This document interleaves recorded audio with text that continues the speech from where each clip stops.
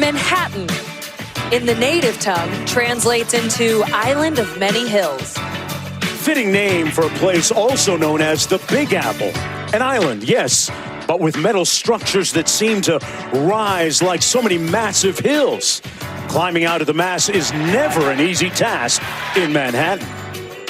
But wait, there is more than the known version. There are 8 other places named Manhattan in the U.S.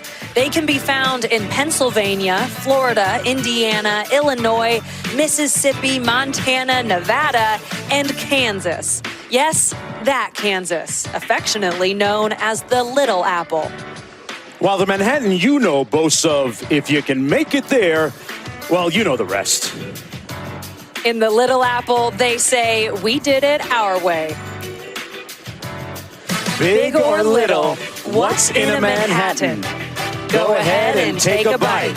That is, if you're hungry enough.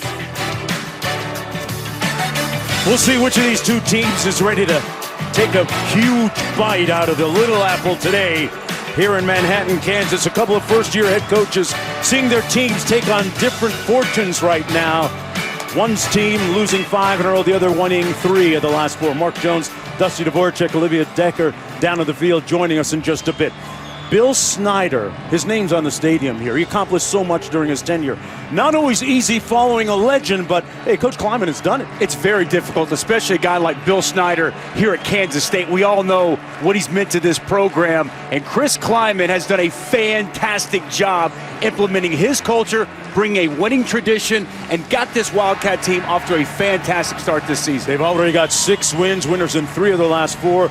Bowl eligible and one of the more balanced teams that you'll see this year offensively. They won the opening toss, deferring to the second half. West Virginia will receive.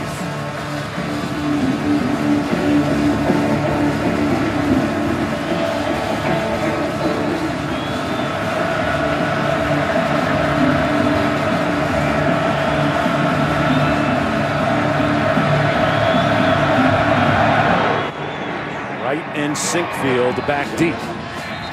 It'll be 1st and 10 from the 25 for West Virginia as we go down to Olivia. Mark, for the first time this season, Austin Kendall will not start at quarterback for the Mountaineers. Jarrett Dagey, the Bowling Green transfer, will get his first start of the season. Now, before the game, Coach Neil Brown told me they're just looking for a little bit of a change. They could play both if he struggles. And really, they want to redshirt him so he could finish the season and keep it within that 4-game maximum, guys. Yeah, Olivia, he got some mop-up time in their loss last week against Texas Tech. Late in the game, ended up 11 of 17 and threw a touchdown pass. Here on 1st and 10, he's going to hand it off and nowhere to go for Kennedy McCoy, who's averaging just under 3 yards per carry on the season. There's a look at the former Oklahoma transfer, Austin Kendall, watching from the sidelines to start this game. Dusty, what do you make of the move? Well, yeah, now, as Neil Brown told us, Austin Kendall hasn't been bad, but he hasn't been great either. I think they're looking for a spark. They went with Jarrett Dagey at the end of last week, led a touchdown drive. They want to see what this Bowling Green transfer can do. Rolling out to his right, completes his first pass attempt. Up to the 24-yard line, Sam James makes the catch. He's their leading receiver on the season and had a huge week last week, 223 yards. He's a playmaker, has excellent speed. Did have 4 drops last week, but this is a guy that they try to get the ball to in a multitude of ways. Truly their biggest threat on the offensive side of the ball. Neil Brown said this game was important because they have to continue to improve. Dagey taking a shot. Incomplete near midfield. Good pressure up front by Wyatt Hubert. Number 56 was right there on top of quarterback Dagey. Well, you'll see coming from the inside, this is their pass rush special package. Makes an inside move on the guard and a big hit on Jarrett Dagey as he delivers the football. 56 Wyatt Hubert is a name we're going to talk about a lot today. Set with him yesterday, plays with excellent passion and has really become an outstanding pass rusher here in the Big 12 and just his sophomore season. The ruling on the field of an incomplete pass is under further review. It's very close. I was right here in front of us, And James, it looked like he kept his feet in bounds, caught it. I just kind of thought that he used the ground to secure the catch. Let's get a better look at it. See, and that's exactly kind of what I thought. I think the question is going to be, as he possesses it, you know, does that ground, as it goes down, does that ground jostle the ball? Is there any movement? I think the other angle was a little bit more definitive than that one right there. Because he doesn't have his hands underneath the ball, right. Jonesy. You know what I'm saying? His feet were in bounds. Fantastic effort. Completely full extension to get the ball. I got to tell you, after we look at it, I think the call on the field is going to stand. Yeah. I don't think that they're going to overturn this, just because, as I said, as you see him go down and hit the ground, that ball kind of moves and jostles. I think that's going to me, there's not enough evidence on the field to overturn the ruling of incomplete. I'm talking about James last week. Boy, he had a huge day in that loss against Texas Tech. 14 catches. Here's another look at this one, and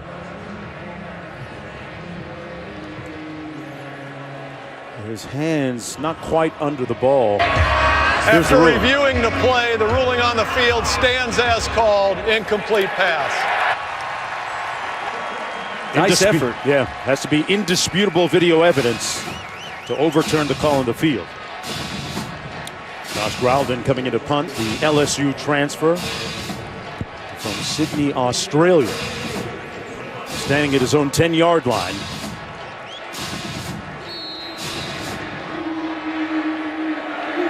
Phillip Brooks back there for Kansas State. End over end punt, going to take a great bounce for the Mountaineers, out of bounds at about the 32-yard line. Or will it be first down and 10 for quarterback Skylar Thompson, completing 61% of his passes on the season, has thrown 9 touchdown passes. Dusty, very few interceptions, 1 pick this season, which is incredible. Well, he's smart, takes good care of the football, doesn't try to do more than he needs to within this offense. This is an offense that wants to run the football, set up the throw game through the run, and I think to this point, you got to give Skylar Thompson a lot of credit, and I think he's starting to play some of his best football these last several weeks. First and 10, he's back to pass. Taking a shot on the post, wide open. Caught, shown, touchdown. That's how you say hello.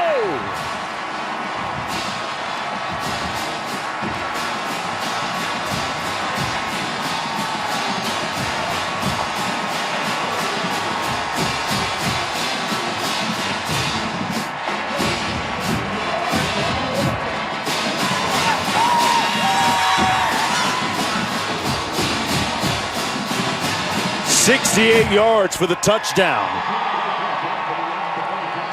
Skylar Thompson, we were just talking about how he's growing in the offense.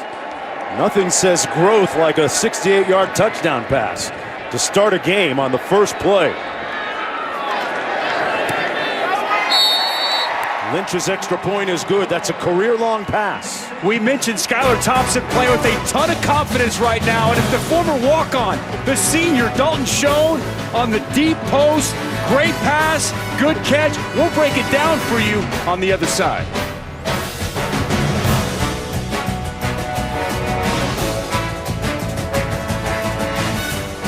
Talked about Kansas State's ability to run the football.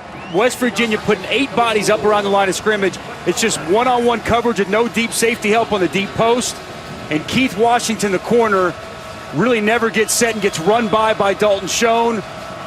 Nice pass delivered over the outstretched arms of Schoen by Skylar Thompson. Easy touchdown. That's Kansas State's ability to run the football, making West Virginia stack the box and not give help over the top for this Kansas State passing game. Well, you know, Schoen was fast on that play, not fast enough in this race against Joshua Youngblood, a freshman on the team, challenged him to a foot race in practice and had enough time to wave goodbye at the end. He even gave a little Dikembe Mutombo, not up in here. He said that he tweeted out the video and talked about that 813 speed, that Tampa, Florida speed. So Dalton Schoen had plenty of speed right there. Yeah. For a 68-yard touchdown to get things started for the Wildcats. Show you right. Schoen. First down and 10. Second series of the ball game for West Virginia. It's not Austin Kendall, it's Daigie in at quarterback, who hands it off to Kennedy McCoy, gets the first down, which has been an anomaly this year, Dusty. This team is third from the bottom nationally in rushing. That's been one of the biggest problems. Look at this just little outside zone. I love the cut right there, back to the middle of the defense. Quality vision by Kennedy McCoy. They've got to get this rushing attack going. It's been a huge problem for this offense all season. First and 10, it's McCoy again, put his hat down and got a good chunk of almost 9 yards on the play. Mitter leading the way up front. McCoy averaging a little under 3 yards per carry. There's a look at the paltry numbers on the ground this year. Daigie completes it.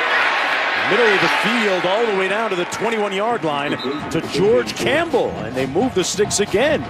George Campbell, big target, had a nice game a week ago against Texas Tech, 6'4", 183, middle of the field.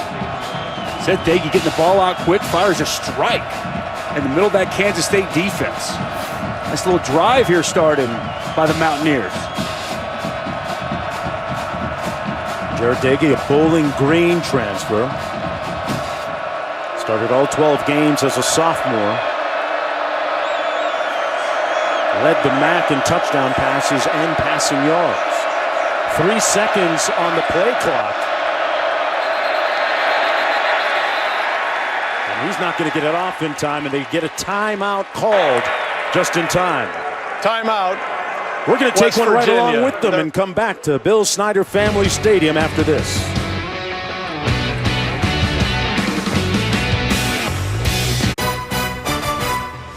ESPN College Football is presented by PlayStation 4, the best place to play, and in part by Corona Premier. Lower carbs, lower calories, higher expectations. Enjoy the view. With more than 2,000 military-affiliated students enrolled each academic year, K-State is one of the most military-inclusive universities in the U.S. There are several war memorials on campus. Memorial Stadium, Vietnam's Veterans Memorial, World War I Photograph Memorial, World War II Memorial, and a lot more.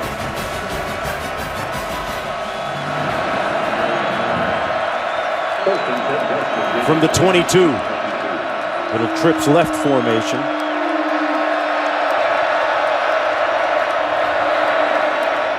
Bubble screen to the wideout, Esdale, and Esdale with a nice gain of about 9 on the play. All right, well, I want to say here, happy birthday to my partner right here, Mr. Mark Jones. Okay, 29 years with ESPN, ABC. In the gym this morning, my man was getting 4 miles in, getting that sweat in.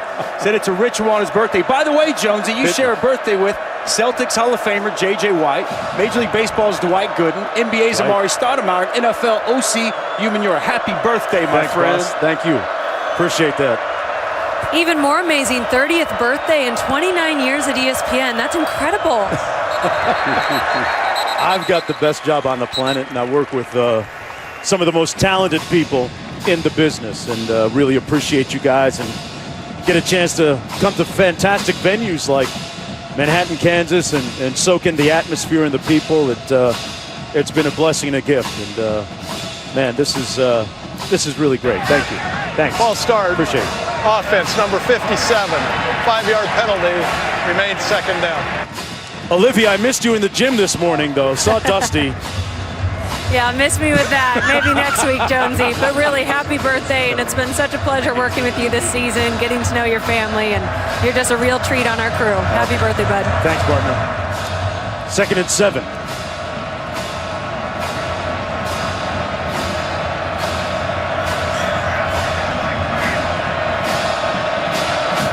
This is where the Wildcats defense has been extremely intransigent this year. Pass over the middle, caught after being juggled down to the 5. Ryan with the catch.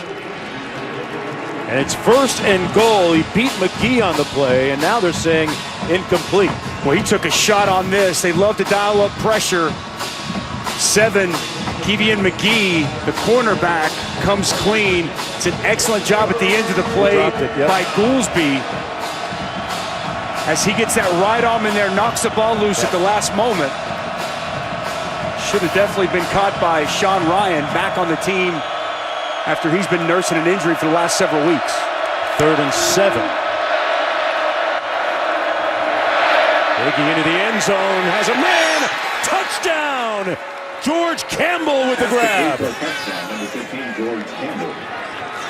That's a big time throw. Wow, Seth Dagey on 3rd and 7, a dime. Little wheel route from Campbell, that big target. Excellent throw over the shoulder to George Campbell. Yeah. Jarrett Dagey, I mean, a fantastic throw. Got air under the ball, Dusty. Wow. The extra point good. We are tied at 7. Campbell with his 5th touchdown catch of the season. He's one of their leading receivers, approaching 300 yards on the year. Dagey, his older brother would be proud. Show me how to Dagey. Everybody love it. Show me how to Dagey.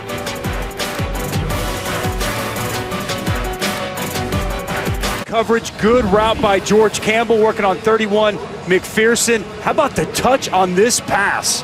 Put it out there, let only your receiver get it. The safety can't get over the top. Jarrett Dagey got the confidence. That's the spark that Neil Brown was hoping he would get by making the switch from Austin Kendall. Great start. 6 plays, 75 yards, about 2.5 minutes on the clock. From the 12-yard line out to the 24. That's Brooks. Let's check in with Matt in the studio. Okay, guys, good afternoon. Our Starbucks studio update takes us to Clemson. Travis Etienne, 51 career touchdowns, 2nd all-time on the ACC list. 14-0 Tigers over on ABC. And it was a 52-point spread, and Ohio State's getting out to work early. Justin Fields to Benjamin Victor. Right now, 14-0 Buckeyes in the first.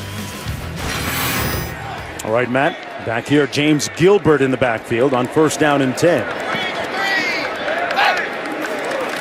Brooks in motion. Gilbert between the tackles, a nice gain of about 8. Well, this week's college football playoff rankings brought to you by Chick-fil-A. LSU, Ohio State, Clemson, Georgia, 1, 2, 3, and 4, respectively.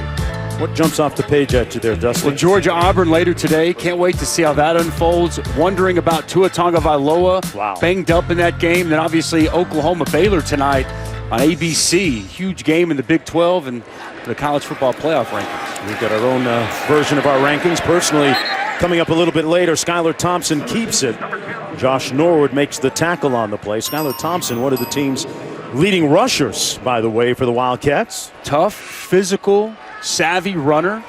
We've seen his abilities throwing the football here early on, but especially in the red zone, loved to utilize the quarterback run game. He was really looking forward to this game, saying that, personally, I'm 0-2 against West Virginia, and we haven't beaten them in the 3 years that I've been here.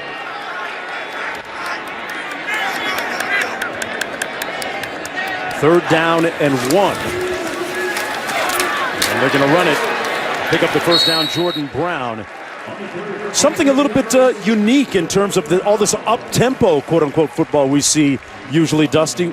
There's a huddle on the field. What's that? I know, right? People don't even know in 2019, but it was great to talk with the offensive coordinator, Courtney Messingham, and they huddle up every single time, and he wants his quarterback to look his guys in the eye, to tell them what he needs. Now, he doesn't want him to give a dissertation or sermon, but he wants him to look his guys in the eyes, create that leadership, and I think it's a great quality that is lost in today's college football. I love that aspect.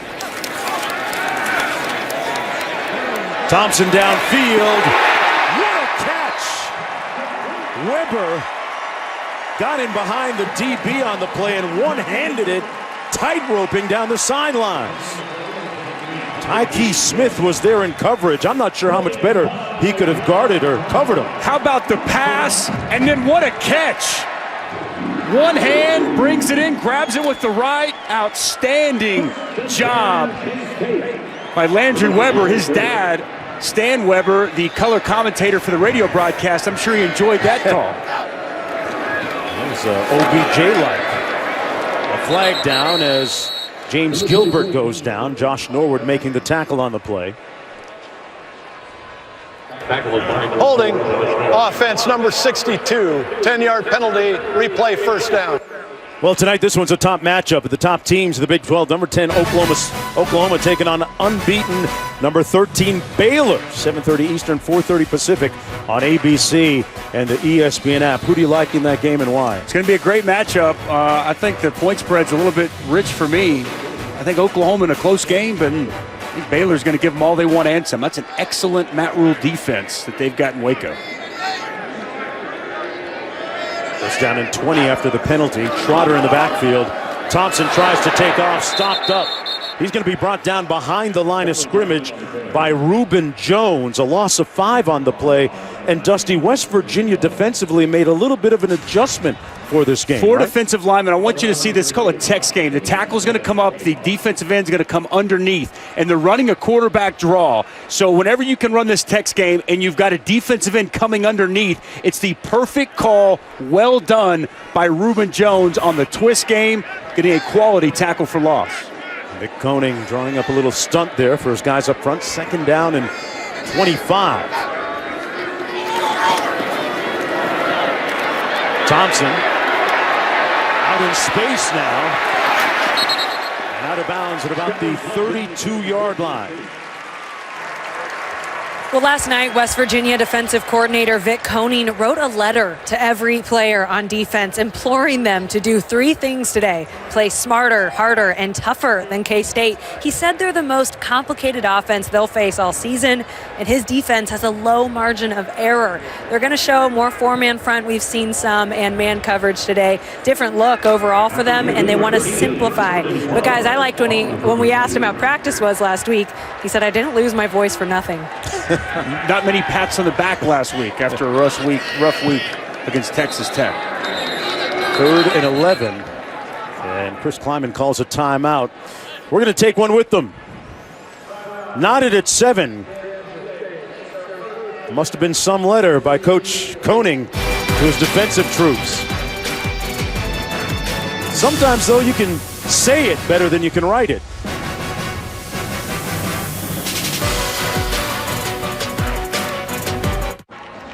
The Disney Bundle is now available. You get ESPN Plus with great content like NFL Primetime, UFC, NHL, the 30-30 library. You get Disney Plus and Hulu.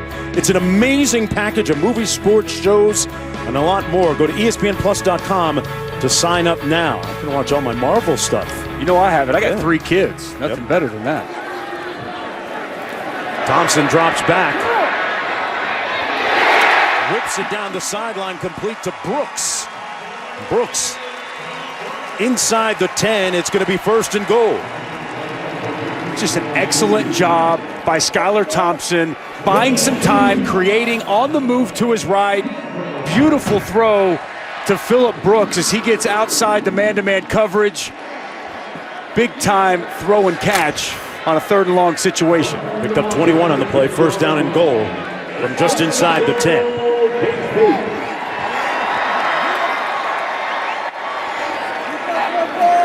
Two backs in the backfield. They hand it off to Brown. Jordan Brown with nowhere to go. Got back to close to the line of scrimmage. Josh Chandler making the tackle on the play for the Mountaineers. I like this matchup today. West Virginia's front, as we talked about, they're going to move more to a 4-man front, but this is really the strength of their defense. Darius Stills, fantastic defensive tackle. Reese Donahue playing really good football, and also Dante Stills, Darius' younger brother. These guys really get after this. A veteran quality offensive line for Kansas State. Could be a great matchup all day. So look at Dante inside. Hand it off to Gilbert. And Gilbert with nowhere to go. This West Virginia Mountaineer defense bowing up. A gain of 2 on the play. Dante Stills made the tackle. Interesting that his older brother Darius, who we talked about a moment ago, hosted him on his official visit to West Virginia years ago. These guys are fun to watch, man. Very talented interior defensive linemen in the Big 12. They've got a great saying, meet me there, beat me there. They're competitive, they push each other, and it's a race to the quarterback or making a play in the backfield. 13 sacks between them.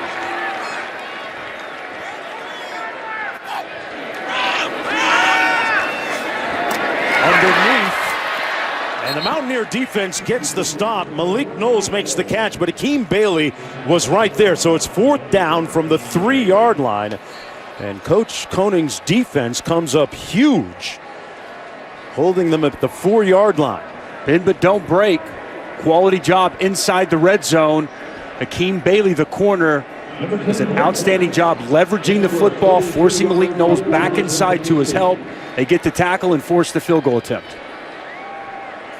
Blake Lynch going to try this one from 22 yards out. He knocks it through. And the Wildcats take a 3-point lead, 10-3 with 4:43 to go in the first quarter.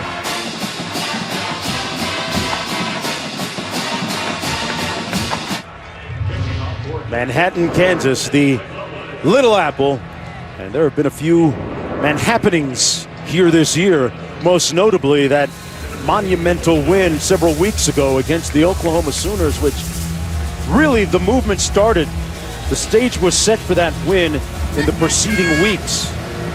Boy, Coach Kleiman has done a nice job here in his first season. From the 3, it's Winston Wright Jr.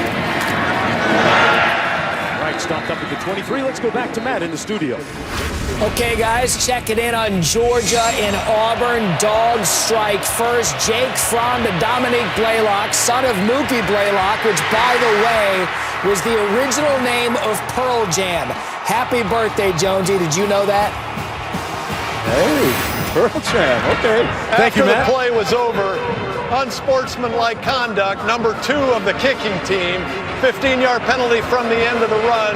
That's number 2's first unsportsmanlike of the game. Let's take one more look at exactly what happened. Lance Robinson, the perpetrator. They always catch the second guy. Isn't that funny? Always catch the second guy. Threw that little jab at him, and one of the referees saw it. So the ball is going to be placed at the 37. Kennedy McCoy in the backfield. Dagies look sharp here in the early going. They hand it off to McCoy. And McCoy picks up a pair. Denzel Goolsby, little run support from his safety position. Number 20, Goolsby, defensively for Kansas State, is one of the leaders there in the secondary. Guy that makes the calls and gets them squared away back there. Smart, very mature young man. Up for the AFCA Good Works of the Year award. 2nd down and 8. It's going to be McCoy again. McCoy with a great burst over the left side. First down at midfield. Kennedy McCoy picks up 11, Dusty. Big hole off the left side. You're going to see they pull Gamitter around. He gets up to the second level, gets a block of Elijah Sullivan. Nice run by McCoy. Daigie on the out. Pass is caught just shy of the 40-yard line by Allie Jennings, who was working against McGee. Picks up 9 yards on the play. Strong hands by Ali Jennings over on the side. It's tightly contested by McGee. He's able to bring that in. Nice catch by the freshman. A lot of motioning and shifts here early on for West Virginia.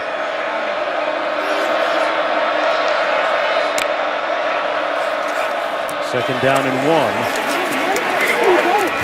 McCoy again. Pushed out of bounds close to the 30-yard line. It's interesting, we talk about the secondary for the Wildcats. They're missing one of their best guys back there too, Dusty. Yeah, A.J. Parker, outstanding cornerback, hoping they can get him back for the bowl. The broken bone in his ankle. And this West Virginia run game, unbelievably impressed in the first quarter. This is as well as I've seen them run the football throughout this 5-game losing streak. Great start. We had them several weeks ago against Iowa State, and this was nowhere to be found. Daigie hands it off again to McCoy into the boundary. He's going to get about 4 yards on a good block by McKivitz. Out in front of him, one of the seniors on that offensive line who is going to be playing in the Pro Bowl at season's end. Senior Bowl. Pardon me, Senior Bowl. Maybe the Pro Bowl someday. Hey, you never know. It could be. Got to dream big. He's making his 45th consecutive start, and as we talked about, I mean, 75 and change yards per game, averaging under 3 yards a carry, but strong start here so far against a solid Kansas State front seven.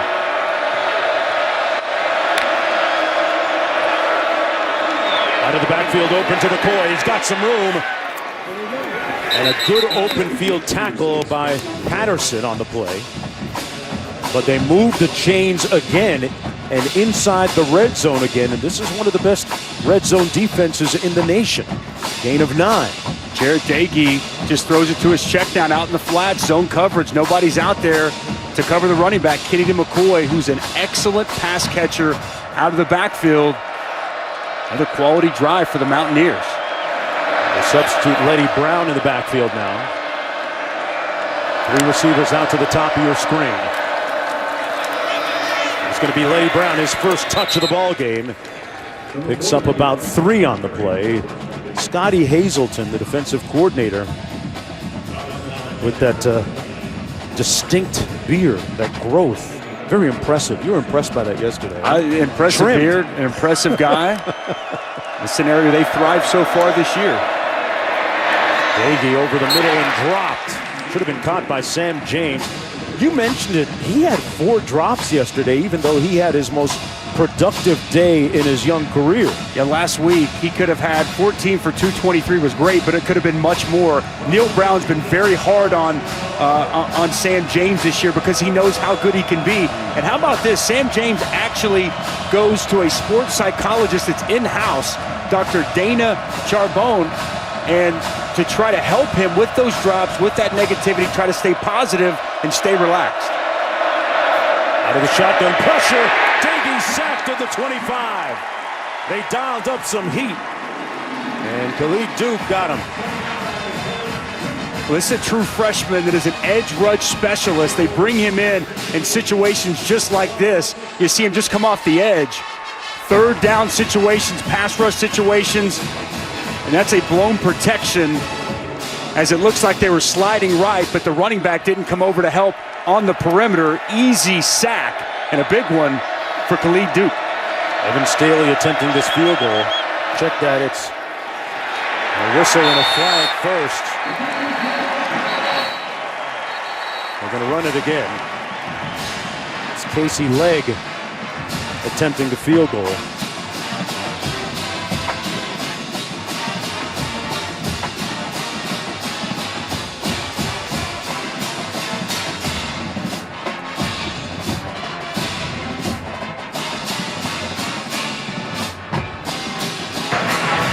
Personal foul, defense number 99. Player attacked the center before he could legally do so. Be half the distance to the goal and an automatic first down. Wow, this is a catastrophic as it relates to the first quarter. I don't mean the entire game, but right in the middle of the field. Oh, 99. Trey Deshawn tries to jump over the deep snapper. That is a no-no. You cannot touch the deep snapper until he's raised his head back up and he can defend himself. Ooh, that's a real safety issue, right? It's a real safety issue. It's a bad mistake. That's a missed field goal, and instead, 1st and 10 inside the 15 for West Virginia. Kennedy McCoy back in the backfield. James, the inside receiver to the bottom of your screen. He's the big target. Doege's going to hand it off to McCoy. McCoy stopped cold at about the 15-yard line by Wyatt Hubert. Hubert with his 2nd tackle today, a loss of 3. I like the way this guy plays. Just sets a good, clean edge. He's playing that outside defensive end, stays home, gets some penetration, and a nice tackle for loss. The sophomore, now that he's fully healthy, really putting together an outstanding 2nd season. From Topeka, Kansas, about 45 minutes from here. Got a bunch of friends and family members here watching today.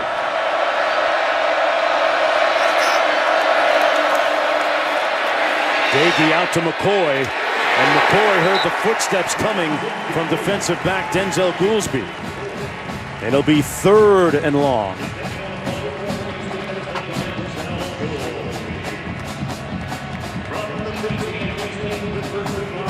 Doege took a big shot inside from Trey Deshawn.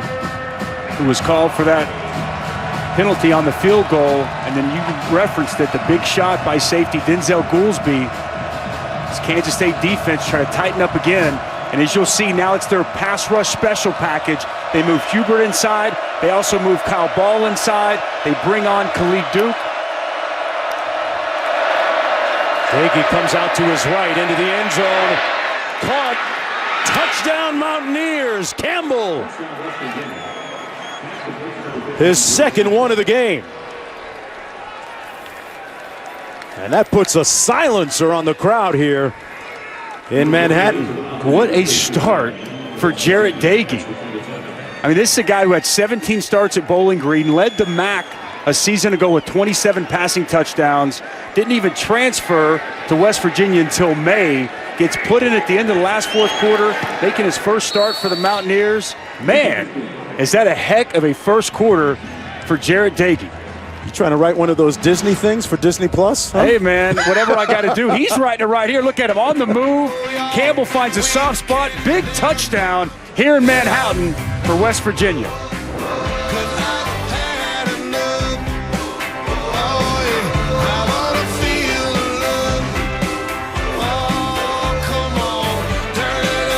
Jarret Daigie. It's pronounced Daigie. Remember it. He's got a couple of touchdown passes already. A transfer from here, Bowling Green State University, where he led the MAC in his sophomore year in passing yards and touchdown passes.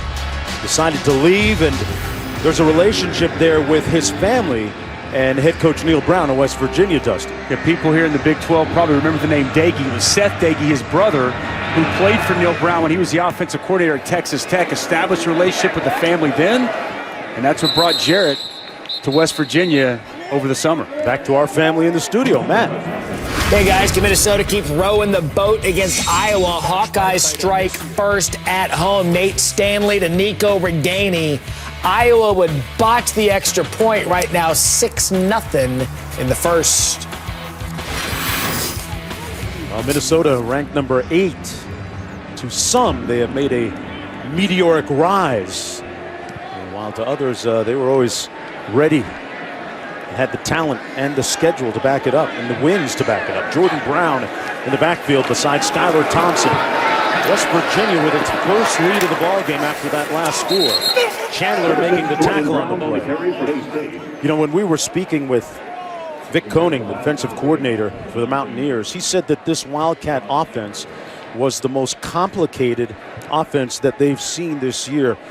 What makes you say that if you're him? All the formations, the different run blocking schemes that they implement, I think is kind of what he's referencing to, and they play a little different brand of football than a lot of people in this league. So many people spread you out. They got big personnel, and they want to run the football at you. So it's just a different brand of football than what you're accustomed to seeing on a weekly basis. They go empty. Thompson just gets rid of it, throws it out. And it's going to be 3rd and long in a blink. It's good coverage down the field. West Virginia defense starting to settle in a little bit. You know, at times they've played really good football. You go back to the game a couple of weeks ago in Waco, they were outstanding for 4 quarters. They played well enough for them to go in there and pull an upset. Even the Iowa State game that we had, for about 3 quarters, they played well against Texas. Last week, the first half against Texas Tech, they really struggled, probably as poor as they've been all year. And Vic Koenig told us he was highly motivated to correct those things throughout the week of practice. Thompson has a little bit more time, taking a shot. Intercepted! Wow, what a grab by Josh Norwood. Houdini in the house. I hope he's okay. Josh Norwood, he's down the sidelines, but I'm going to tell you what, he comes out of nowhere. Skylar Thompson never saw him. Talk about making a break on the football. Full extension and an acrobatic, outstanding interception on the sidelines for Josh Norwood. And shaken up in the wake of this incredibly athletic grab.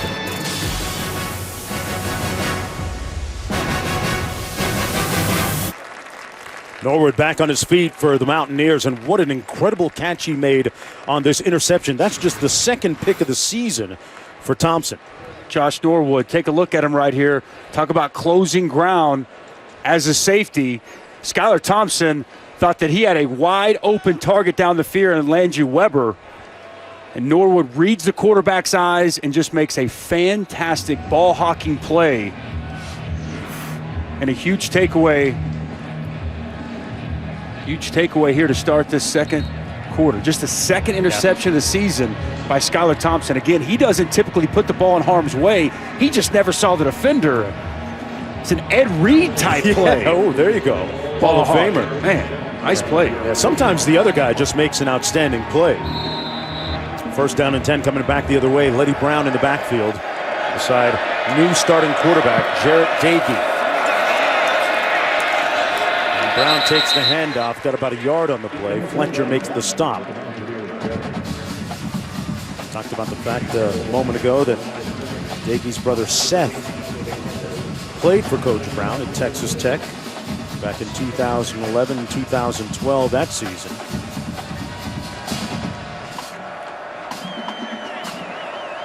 Looking very poised here in the early going.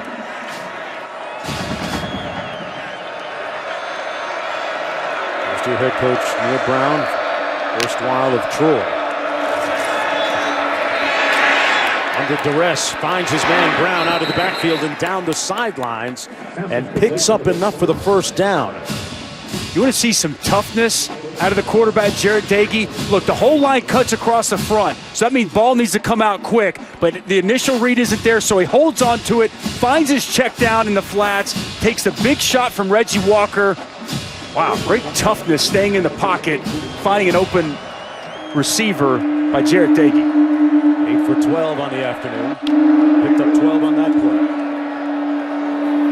Looking to set up the screen. They do, but well read, decoded by Jordan Mitty. Croy brought down immediately. And another flag on the field. Look at the delivery. Drops down three-quarter. I like what the defensive lineman does. They feel those offensive linemen getting out, trying to pull the second level. You get in their hip pocket, chase it, find the running back.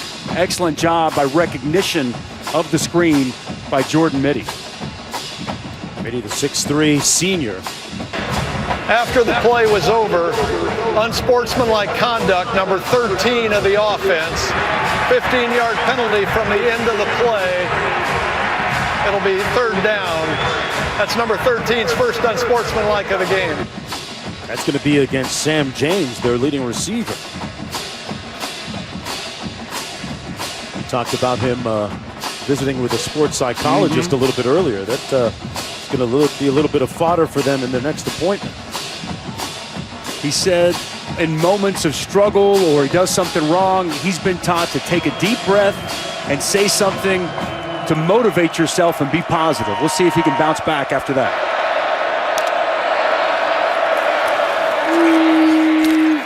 Brown up the middle across the 40 to the 41-yard line. Picks up 5 on the play. They've got some young receivers. Yes, they do. That have some talent at West Virginia. John Ryan and Winston Wright. Ali Jennings, we already saw him make a catch. Bryce Wheaton. Several freshmen, true freshmen, sophomore Sean Ryan that you mentioned. They're young but very talented. Seem to be getting better and better as we see this pass rush package come in. All defensive ends and pass rush specialists up front for Kansas State. Can they give Dagey time to deliver the football?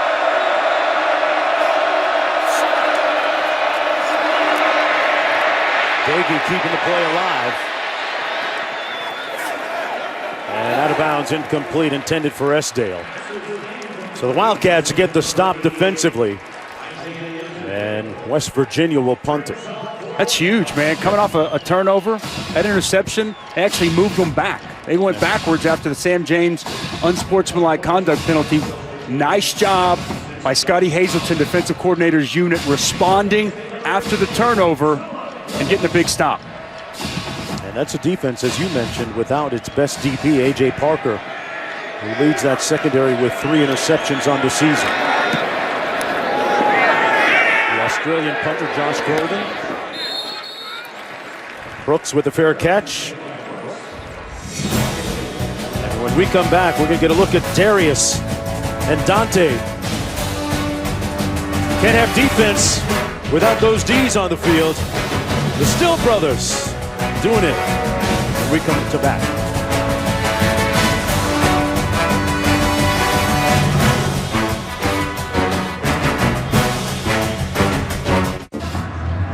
When Sam James, the redshirt freshman wide receiver, got back to the bench after causing an unsportsmanlike penalty that stalled the drive and caused them to punt, coaches and teammates were getting into him pretty good here on the bench, except one. The quarterback, Austin Kendall, who started every game but today, had his arm around him, told him it was okay, heads up. Sometimes your own teammates can be your leader like that, guys. Yeah, great point, Olivia. Sometimes got to be loved on a little bit to bring somebody back. Gilbert on the run. They're going to need Sam James. Going to have to shake that off and get back out there and make plays for this offense. So far, this Kansas State rushing attack cannot get going. They want to run the football. We heard Vic Koenig tell us they're going to load up. They're going to go man coverage outside, and they're going to try to take away the run game. So far, so good in that department. Wildcats have only run for 20 yards so far. They'll get a lot of it back here. Gilbert in open space all the way out to midfield and tackled by Kerry Martin Jr. They found a crease over the right side there to pick up 32. Big hole over the right side. Right guard Tyler Mitchell solidifies. He had good push here. Big hole right there for James Gilbert to explode through. Biggest run of the day so far for Kansas State. That's their bread and butter. Nice job blocking up front and a quality run. Got the Stills brothers on the field right now in the middle. Wildcats throw it out to the edge. James Gilbert making the catch and picked up about 5 on the play. Coming tomorrow on a Sunday NFL Countdown, Randy Moss ranks the best catches from college football action today. Plus a look at Heisman Trophy winner turned MVP candidate Lamar Jackson from the guys inside the huddle. Brady, Breeze, Wilson breaking down the quarterback grip. Kickoff week 11 tomorrow morning at 10 a.m. Eastern time on ESPN. Russell Wilson, I think he's the MVP so far. Wilson? I'm going to go with Lamar Jackson. And there's one half of the brothers combination. That was Dante Stills making the hit on Harry Trotter. That's going to be a loss of 4 on the play. Big time play right on the inside here. Watch him just get up the field, create some penetration. Sorry, as the other Stills, I get confused sometimes. He made an inside slant, took a left-footed step up the field, unable to account for him. Big time stop for Dante Stills. Really having an excellent sophomore season. Not unusual for mom to be in the stands imploring her 2 sons. And if they get gashed on defense, it's not unusual for False start, offense number 13. 5-yard penalty, 3rd down. It's not unusual for mom to come down in the first couple of rows and let Darius and Dante hear it. You know Dad too, right? I do know Dad. Yeah, Mom, very passionate fan, and will let them know when they're doing well. But their father, Gary Stills, a fantastic player for West Virginia, 9-year NFL vet, and is my teammate for a little bit, and I played in the UFL for Omaha. Gary's a quality guy and a really good pass rusher. I see where his sons get it from.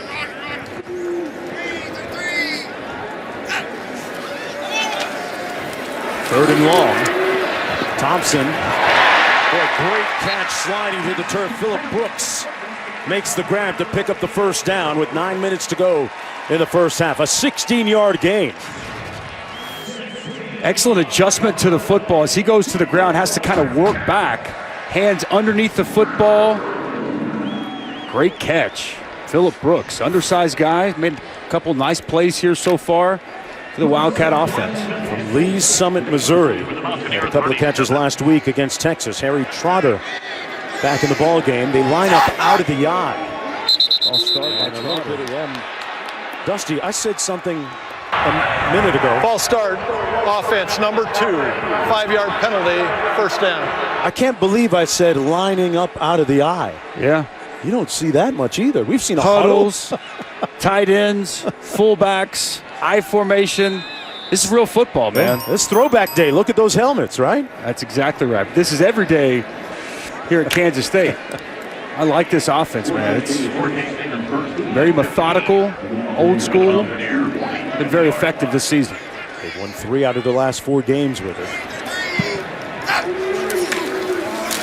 Harry Trotter to the wide side of the field. And Trotter tackled at about the 36-yard line by Martin Jr.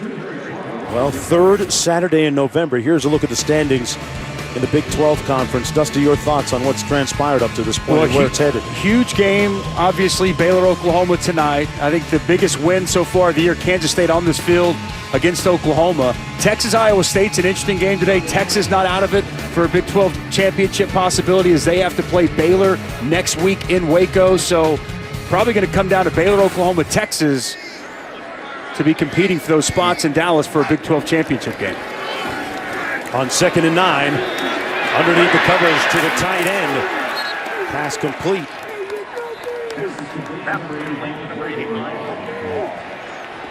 Smith making the tackle on the play. 3rd down and short coming up. Logan Long making the reception. And it is, looks kind of gusty down there. Baylor and Oklahoma, the big one tonight on ABC. Their flags here at Bill Snyder Family Stadium.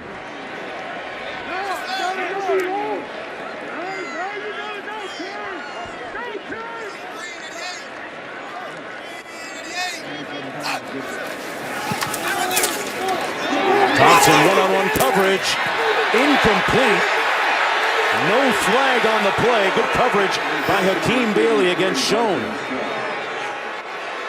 Schoen victimized that secondary on the first play of the ball game for 65 yards. That time, though, good coverage. Watch Jeffrey Pooler come inside. Excellent inside move. Gets pressure on the quarterback. And I think it's good coverage down the field by Hakeem Bailey. Devin Ankle going to punt here from his own, well, right around midfield at the 49. Alex Sinkfield is back deep. Goes for the coffin corner. What a play. That looks like it's good. Did not carry into the end zone, or did it?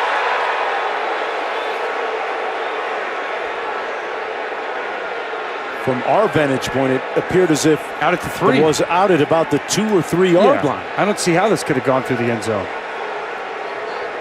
I mean, he went to catch it right there out of bounds, and that ball went out as soon as he did it not? Well, they're going to discuss it.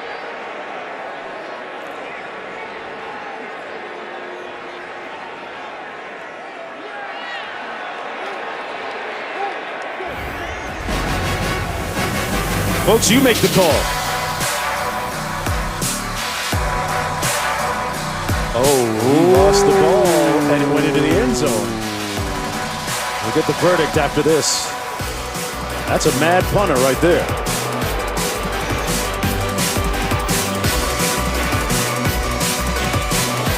The end zone, it's coming out 1st and 10 for the Mountaineers from their own 20-yard line. Jarrett Doege has been the story of the day so far in this football game. A quarter and a half into this game, he has been the centerpiece of the prevailing storyline, getting his first start of the season. This team leading 14-10. Incomplete. Intended for Sam James. One more look at that punt that went into the end zone. And they got this right. From where we're sitting, it looked like it went out of bounds, but as you can see, ball gets knocked through the end zone. I know that the Kansas State fans here in house did not like it. Chris Kleiman did not like it, but I got to say, well done by the officials. They got it right. That punter did not like it either. He gave a perfect kick inside the 5, and unfortunate bounce for Kansas State. Doege, 9 of 15, hands it off this time to Kennedy McCoy. Puts his hat down and sets up about a 3rd down and 4. Wayne Jones making the tackle on the play. That's been the other surprising story so far, has it been the running game of West Virginia. Injury timeout. And that's Wayne Jones shaken up on the play. Well, this season, for every field goal and extra point made by participating universities, Allstate will make a contribution to the university's General Scholarship Fund. Thank you, Allstate. Nose of the ball resting just across the 25-yard line. Jonathan Alexander is the backup safety.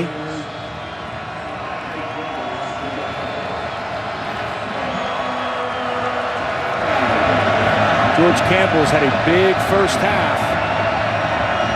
See if Dagey goes to his big target. They're going to run it instead to McCoy, and McCoy going to be tripped up far short of the first down. Daquan Patton knifing in there to set up a 4th down and long, and Josh Graldin will come into punt after the loss of 3. A little surprised by the play call. I thought they would have put the ball in Dagey's hands, but an excellent job by Daquan Patton. Downhill, aggressive, and making a play on the other side of the line of scrimmage. Nice stop by Kansas State. Phillip Brooks back at his own 28-yard line for the punt. An end-over-end punt. He'll have a chance to return this at the 32. But great coverage downfield by George Campbell. 2 touchdown catches and a tackle on special teams. 45 yards on the punt. And time for today's Aflac trivia question. We'll come back and give it to you right after this. As promised, for today's Aflac trivia question, prior to being hired at Kansas State this season, when and what was Chris Kleiman's last FBS coaching position? I can tell you his last job. Man won 4 national championships at North Dakota State. I guess that's not the FBS, though. Stacking up those rings. First down, James Gilbert over the left side of the offensive line. Darius Stills making the tackle on the play. You almost gave it the answer, Dusty, so we'll come right back with the real answer. When? Kansas. Grad assistant. How about that? Oh, GA, huh? Chris Kleiman told us yesterday football is football, and he believes if you instill a culture, goals, and a vision that the players buy into, doesn't matter what level, it's bearing out that way so far here in his first season at Kansas State. They really bounced back after those 2 losses to Baylor and Oklahoma State. Joshua Youngblood with a nice run and a first down as we go back to the studio. All right, guys, that boat can be taking on a little bit of water early on in the first half against Iowa. Tyler Goodson, 10-yard touchdown run for the Hawkeyes. And right now, Iowa up on Minnesota, 13-0, start of the second quarter. Minnesota undefeated, 9-0. That was Youngblood on that last play, 12 yards, one of the fastest players on that Wildcat offense. Showed that foot race earlier between him and Schoen. Backs lining up out of the eye. Little old school football and a gain of 2 on the play by Jordan Brown. Some banging going on down there, Jonesy. As I mentioned, yep. Say physical Kansas State offensive line. A lot of starts. Scott France in his 48th career start today. Your center, Adam Holtorf, his 31st start. Tyler Mitchell's making his 40th start.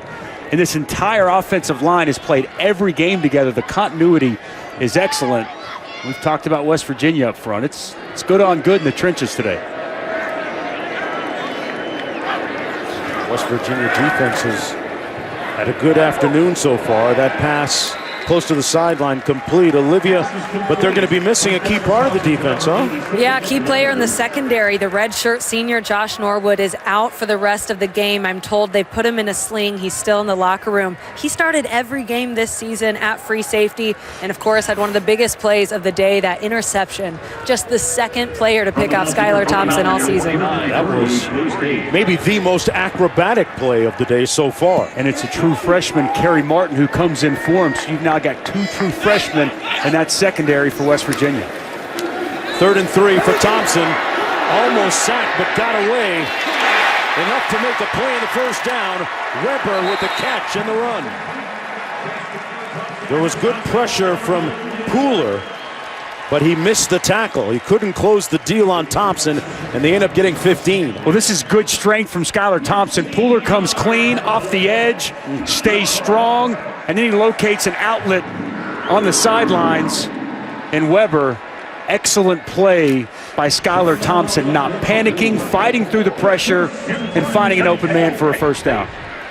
First and 10, 2:33 to go in the first half. Backs lining up out of the offset eye. Now they shift. Hand it off to Gilbert and nowhere to go up the middle. Reuben Jones making the tackle on the play. Let's go back to the studio. All right, guys, coming up the Lexus halftime report, a scary injury to Alabama quarterback Tua Tagovailoa. We'll hear from Nick Saban, plus Auburn and Georgia renew their rivalry. And I said it a second ago, there could be some water on that boat for Minnesota taking on Iowa. Jesse Palmer, Joey Galloway join me coming up at the half. All right, Matt, and back here, 1:53 to go. Get a timeout on the field called by Kansas State. And Skylar Thompson, the starting quarterback, looking at a 2nd and 10 when we come back.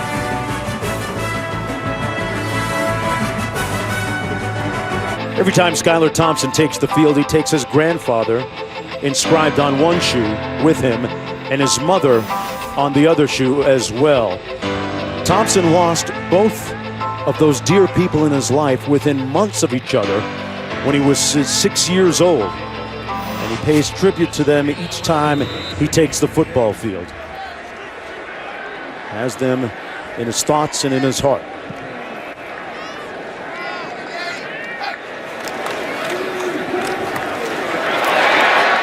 On the run, this is going to be Jordan Brown. Brown tackled by Darius Stills. You know, I was reading a piece that he put out back in May around Mother's Day, and he talks about how Mother's Day is his rock bottom. And he said that all this has taught him to truly fight for himself and for the people that he truly loves. Wears a necklace with his mother's wedding ring around his neck each and every day and points to the sky after touchdowns in response to her. That's his motivation each and every day. Escaping pressure here, running out of bounds, close to the first down. And depending on the spot, it looks like they spot hit right at the first down marker. They're going to give him a first down. Thompson losing his mother to a long and painful, arduous battle with cancer when he was 6 years old. And then several months later, his grandfather passing away. Guys, he also said his mom's favorite color was purple, and that meant something as he was trying to pick a school. It was on his 18th birthday before he got here when his dad gave him that wedding ring as a gift. And he just says, loss can add to your life. How impressive. He's been highly motivated for so many different reasons this year. That catch and run by Jordan Brown, brought down at about the 20-yard line by Tyke Smith. I really think the fact that they've given him the keys to this offense, right? Last year's back and forth, him, Alex Delton, him. I don't think he ever had true ownership of this offense, but from day one for Chris Kleiman, Skylar Thompson has been his guy, and I just think that's allowed him to take ownership of this team and play at a much higher level. 2nd and 6 when we come back to Manhattan, Kansas.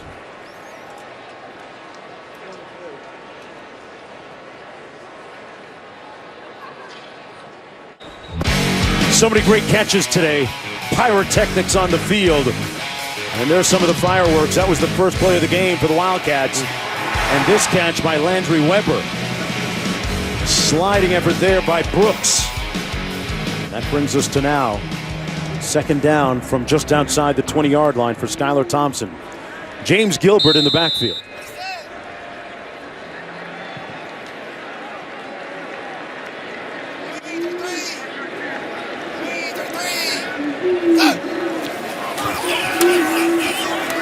Thompson steps up, using his athleticism and those legs, jumped up in the air and took a hit, Dusty, at about the 16-yard line. Man, that was a perilous leap. Looked like he wanted to hurdle him, and then he wasn't quite sure. Be careful, Skylar. I mean, looked like he wanted to hurdle him and just couldn't quite get up high enough. I'm going to tell you what, nice job in the pocket just to get outside. Helmet right on the knee of Skylar Thompson. 11th play of the drive coming up. Nico with that hit. And a timeout going to be called by the Mountaineers and Coach Brown.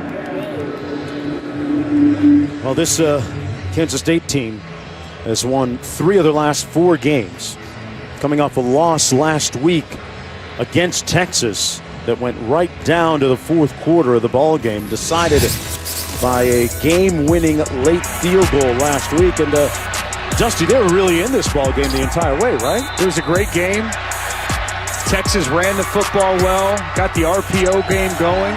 That field goal tied it up, and then Texas ultimately goes down and kicks a game winner. But hard-fought game there in Austin. Do you see any hangover here today from Kansas State coming off of that loss? No, I don't see any hangover. I think that so far we've seen West Virginia do a nice job slowing down the running game. And, you know, Seth Doege had that big-time first quarter, but I think the second quarter, Kansas State defensively really adjusted, and they've made things a little bit tougher. So they kind of settled in here, and it'll be interesting to see if Kansas State can cap this off with a score here before the half.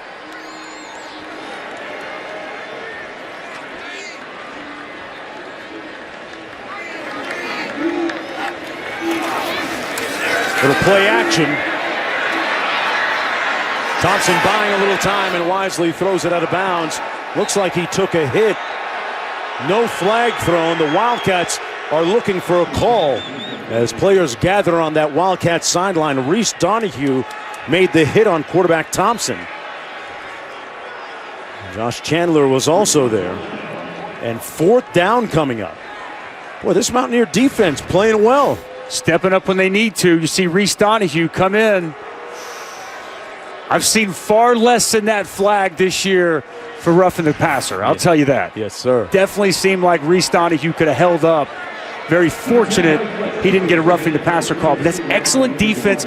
Kansas State with big personnel tried to play action pass to the tight end. It was well covered. Nowhere for Thompson to go with the ball. 33-yarder by Blake Lynch. Just got it inside that right upright. He's made his last 13 field goals in a row and brings his Wildcats to within a point with 43 seconds to go here in the Little Apple. Well, our Week 11 Monday Night Football matchup is at Estadio Azteca in Mexico City. Patrick Mahomes and the AFC West leading Chiefs taking on Phillip Rivers and the Chargers.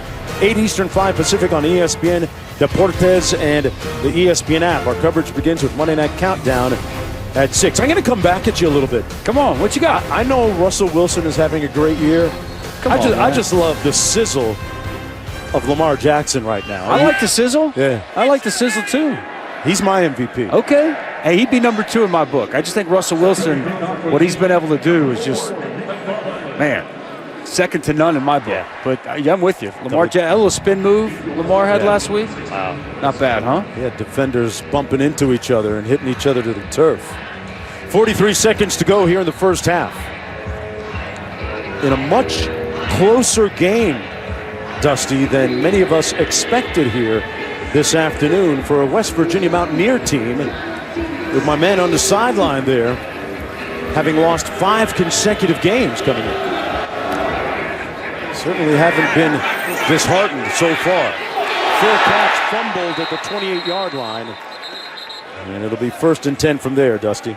In honor of Veterans Day, which just passed, we note the fact that Lieutenant Colonel Earl Woods went to Kansas State and played baseball. That was, as you well know, Mark Jones, before he was known as Tiger's dad. Earl Woods. Wow. I didn't know that he came here. About to say, I bet you didn't know he was a Kansas State Wildcat. You threw me on that one. You threw me on that one. I like that. What else is new, man? That's a weekly thing. You're just bringing fire my way. It's your birthday, man. I got to give you the business. That was a gift. Thank you. Thank you. Eddie Brown in the backfield. 41 seconds to go.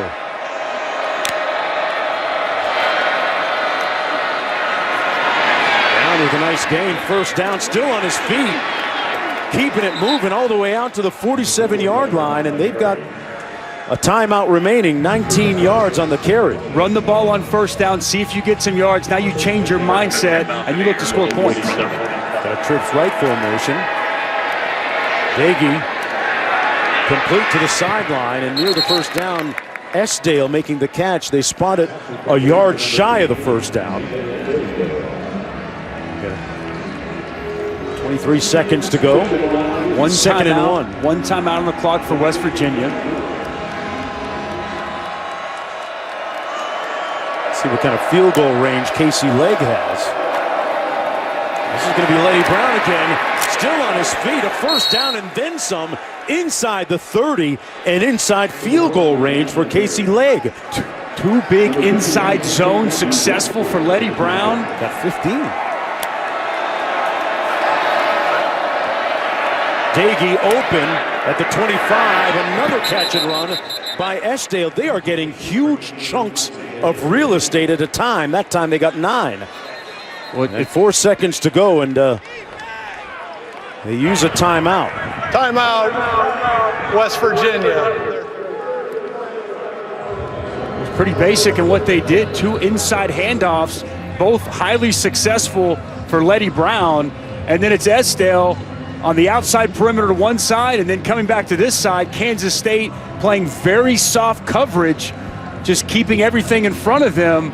Easy pitch and catch for Dagey to Esdale, and wow, that did not take long. 4 plays and in prime position, try to cap off the half with a field goal. Casey Legg going to try and attempt the field goal. They spotted at the 20, so a 37-yarder, and this is almost like found money for the Mountaineers on this drive. I mean, they started with 40-some seconds. And it was a low-risk play calling, too. And that's what it is. Look, if they would have made a stop on that first handoff, West Virginia probably just opts to take it into the half. But they get successful positive yardage on first down, and then all of a sudden they go into aggressive mode and attack. Can they cap it off with a field goal from Casey Legg? And timeout, Kansas State. Chris Kleiman going to try and put that leg on ice right now. 2nd and down and 1, field goal unit in. Tell you what, I don't think that Coach Neil Brown could have scripted this first half much better, especially the production that he's gotten out of Jarrett Dagey at quarterback. Going to be interesting to hear his comments. And Bill Snyder going to be honored at halftime. Celebrating 150 years of college football, as we all are this season, and going to show some great respect and appreciation for Bill Snyder, the legend that took Kansas State football to new heights. Back again with Casey Legg from 37. The season long is only 30. Snap is good, and he shanks it to the left. And sometimes you got to finish your breakfast. They moved it all the way down to the field and come up empty. With the legend watching on, his team trailing by a point. But Coach Brown with a good first half for the Mountaineers. Studio coming up next. College football.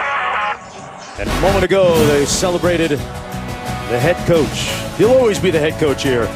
The avuncular Bill Snyder at midfield.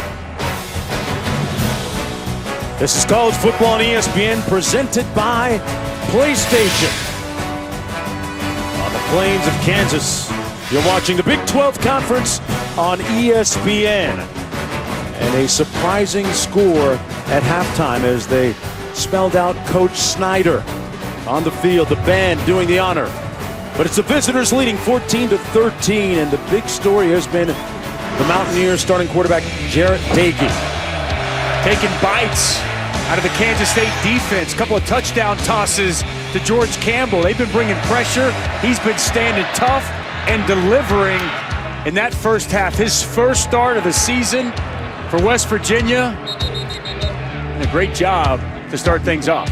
Hey, not only has Dagey taken a bite out of the little apple here, Dusty, he's about to make, you get the feel, apple cobbler out of that defense a little bit. And he got a little bit of ways to go. He does. We had a great ball game here. I think a lot of people probably tuning in surprised with the way West Virginia's played to this point. But Neil Brown had his team motivated. He told us yesterday that nobody's given up, nobody's quit, had a good week of preparation, and boy, they came out and showed well in that opening half. Kansas State in the red zone, they've struggled, had to settle for 2 field goals instead of touchdowns. Let's take a look at our first half stats brought to you by T. Rowe Price right there. as the third quarter underway at the 35-yard line.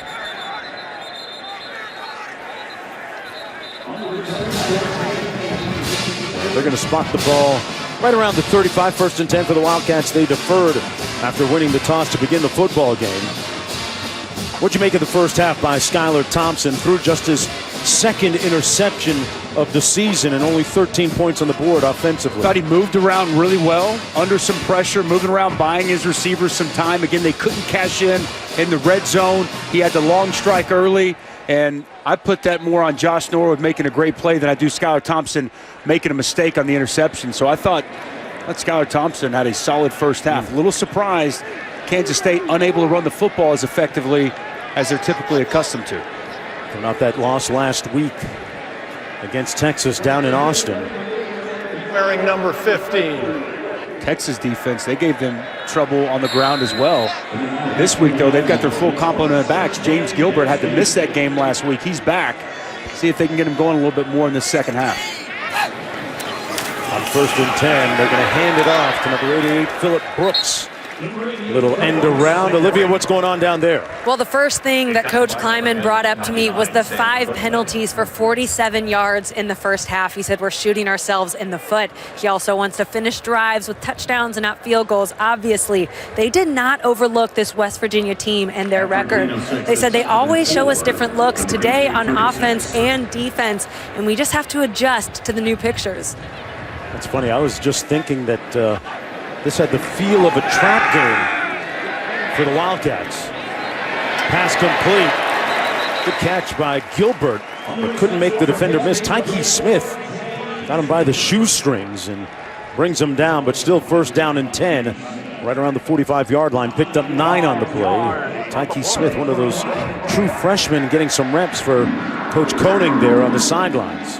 Tyke Smith's kind of taken over since that Iowa State game, stepped in against Texas late in that football game, made some plays, and has continued to progress throughout this season. And you mentioned the changes, 4-man front, as we've talked about, something West Virginia rarely does. Trying to get to the edge. Jordan Brown cuts it up north-south and stopped up at about the 49-yard line. What do you make of that 4-man front so far in evaluating, and what kind of impact has it had for West Virginia? Well, it's allowed them to be more sound against the run, right? Bigger bodies up there to deal with this talented offensive line and some of the tight ends of Kansas State. They're also dropping a safety down quite a bit, just as Vic Koenig told us, loading that box and trying to take away Kansas State's bread and butter on the ground. Got to look at Darius Stills. 2nd down and 6. Weber in motion. Thompson downfield. His receiver nicely comes back to make the catch on the play. That's Malik Knowles, who has been conspicuous by his silence so far. He's one of their big-time receivers. Picks up 13 on the play. I love this throw. Rolling to his right. Reuben Jones barreling down on him. This is a far throw. You got to have good arm strength to make this. And as you mentioned, Malik Knowles working back to the football, seeing his quarterbacks in trouble. Outstanding job with the throw. Very well done by Malik Knowles, understanding the situation and getting back to the football. Knowles, a guy that's really only at about 85% because of injuries. They've had to be smart with him, judicious with him in practice and how much his usage is. 1st and 10, the pass complete. Good catch and run for another 1st down. That's James Gilbert, a very agile receiver as well. Chandler making the tackle on the play, but a gain of 12. Protection very good for Skylar Thompson. Could stand back there, survey the field. Went through all his reads and got back to his running back out of the backfield for another nice 1st down. Very good start for Skylar Thompson and Kansas State here in the second half. For that secondary, the Mountaineers without Josh Norwood, as Olivia reported at the end of the second quarter. Checking at the line of scrimmage. A lot of bodies in there, loading up to stop the run. Knowles split to the bottom of the screen. They look that way. Knowles with the catch at the 18-yard line. A couple of yards short of the 1st down. Knowles with his 2nd catch of the day on his 2nd target. And this is the progression of Skylar Thompson, identifying the defense, making the check at the line of scrimmage, Excellent concentration by Malik Knowles on the slant. Identified a loaded box, playing against the run, man-to-man outside, and they hit the quick slant. Picked up 7. Good to see Knowles playing without that brace. From the 19. Thompson going to be sacked back at the 27-yard line. Sean Mahone, number 29, with the pressure and the tackle. Well, tonight this one is a matchup of the top teams of the Big 12. Number 10, Oklahoma, taking on unbeaten number 13, Baylor. 7:30 Eastern, 4:30 Pacific on ABC and the ESPN app. What do you make of Oklahoma in wake of their loss since they lost to this K-State team? Well, they struggled last week at home against Iowa State. That's a game Iowa State easily could have won. Big game tonight in Waco. West Virginia, more DBs on the field here, more of a pass defense. Critical third down. Brooks in motion, working down the field. Thompson delivers. Pass complete right at the first down marker to Youngblood, and appropriately named, the freshman comes up with a big catch. They spot it just enough for the first down at the 16. Skylar Thompson showing some arm strength once again, all the way on the other side of the field. Youngblood understanding where he has to get to, stretching just across the first down. That's well done by the true freshman out of Tampa. Nice route, understanding of where he had to get to extend the drive. A guy that Chris Kleiman had recruited when he was still at North Dakota State. Thompson keeps it himself, and nothing doing. Josh Chandler pushed him out of bounds. They're going to lose about 4 yards on the play. Nice little sleight of hand by Skylar Thompson, but didn't fool the defense. Second and about 16-17 to go. Significant loss there. Loss of 7. Well done by Josh Chandler. That's one that, as you can see on Chris Kleiman's face, not very happy with the execution and the big loss. Stills brothers in the game. They set up the screen. And a good open field tackle on the play by Tyke Smith. Boy, we've said his name, Dusty, quite a bit here. The true freshman has been kind of impressive, right? Well, he's a talented player. Look, he's still learning. He still makes mistakes, but athleticism, speed, quality open field tackle there. He's got a bright future here for this West Virginia defense. Philadelphia, PA. Highly recruited young man. Third down. Just outside the 20. Thompson gets rid of it quickly, complete. Caught and inside the 5-yard line, shown with a clutch catch for 17 yards. First and goal, Kansas State. Well, this is no surprise. This is Dalton Schoen just understanding the zone coverage, understands exactly where he's got to be. Sets it down. Skylar Thompson and him on the same page.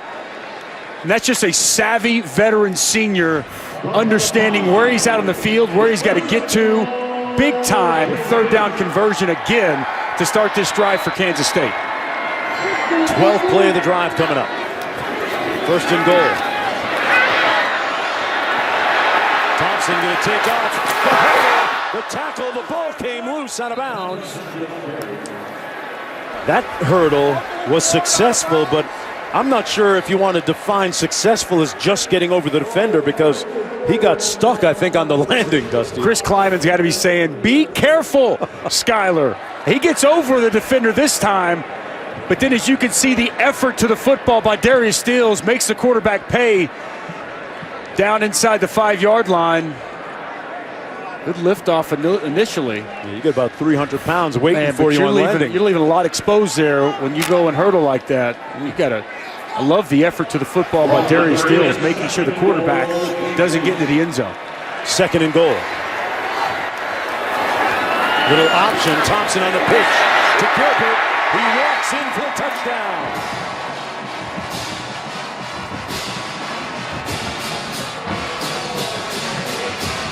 That's really Kansas State football. Long, methodical drive. I love the speed option to me. But how about the block here by Landry Weber? Watch this block. Watch him get up on the second level, secures the block, allows Gilbert to take the edge, and it's a walk-in touchdown. That's an entire team working together. Skylar Thompson with the proper read, the pitch, and on the outside, the receivers doing their job, securing blocks. 13 plays, 70 yards, 7:04 on the clock, and Kansas State leads 20-14 with just under 8 minutes to go in the third quarter. Some outstanding acrobatic catches today. Schoen, Weber, and a lot more. I gotta go out and get it. A lot more football to play too. Back after this.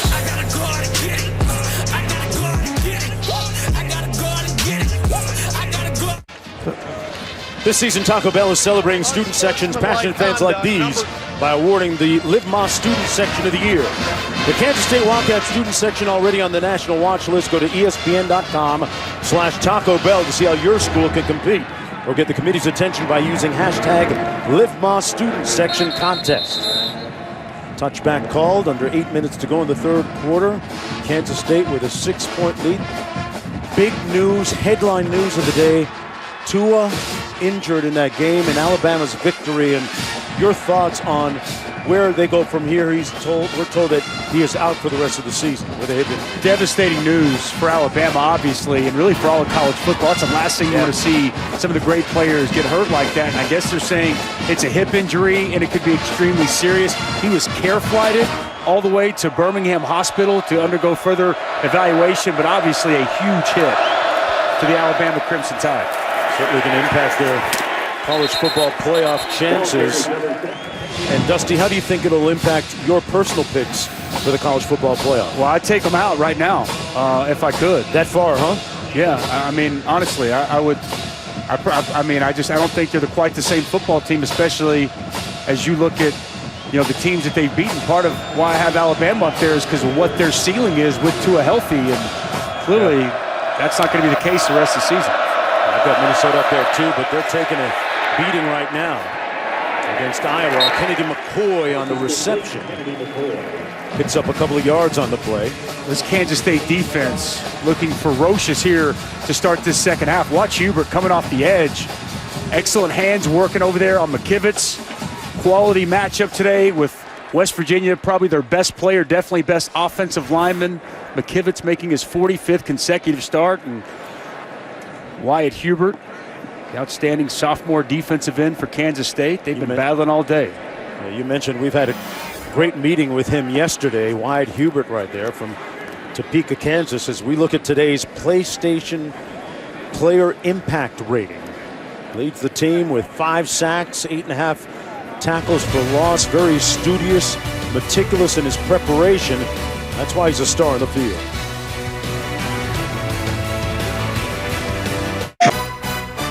ESPN College Football, brought to you by Mazda, Feel Alive, and Duluth Trading Company, tough, ingenious workwear designed and tested by tradesmen. Nichols Hall, a castle-like building and home of the music department at the time, burned down in 1968. The Wabash Cannonball was the only surviving sheet music. The band played it at a basketball game a few days later. Fans embraced it subsequently. Nichols Hall was rebuilt in the early 1980s, and in 2012 became home of the School of Music, Theater, and Dance. And we've got great theater here today on the field. That pass complete to Allie Jennings, and some music by Dagey. 4th down coming up, 4th, and be surprised if they go for it here. Wow, Dagey's still on the field. Yeah, I think they're going to elect to punt this ball. Now that's a route that the wide receivers got to try to take all the way to where the sticks are. Comes up just a little bit short, about 1.5 yards shy of the first down. Kansas State's been so good all season on 3rd down, showing all-out blitz, and they bail out and play zone coverage. That route's got to be taken up about 1.5 yards, 2 yards further to give them a chance to get the first. Rolled in with the end-over-end kick. Fair catch called by Esdale at the 23. A 42-yard punt. A look at the itinerant journey of Coach Kleiman. FCS championship in 2014 at North Dakota State. Championship again in 2015. And another chip in 2017. Not to mention the victories, Dusty, over a lot of FBS programs along the way that they picked up a nice guarantee check and also got the win. And the championships as a coordinator at North Dakota State. Had a fantastic run. I was told he gives fiery and passionate pregame speeches. A guy that these players, you could tell talking with Wyatt Hubert yesterday, they have embraced and truly appreciate and love this coach. Got great player-coach relationships already in year number 1. And 76-9 when he was at North Dakota State. He's brought a winning mentality, a winning tradition and culture to this program. And though he's a lot different than the legend Bill Snyder, they go about their business in similar ways. It's about running the football, playing good defense, and quality special teams, something that served the Kansas State Wildcats very well for quite some time. Gilbert picks up the first down. And Dusty, Coach Kleinman is way more hands-on. He's in the training room, he's in the weight room, he's with the players all the time, talking with them. And that's what he said. He said giving players a ton of ownership helps them get more invested in every detail. He asks for feedback constantly.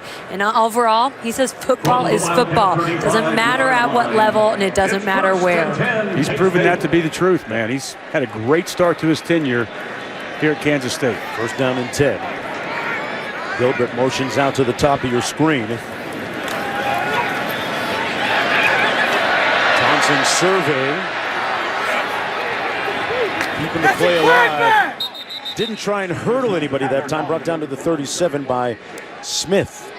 Well, if Kleinman ever had to survey the field and look for a little bit of inspiration, it was interesting when he talked about Bill Snyder. He said, you know, I'm forever indebted to his legacy and really feel very compelled to build on that legacy and keep the momentum going with this program and continue to develop young men.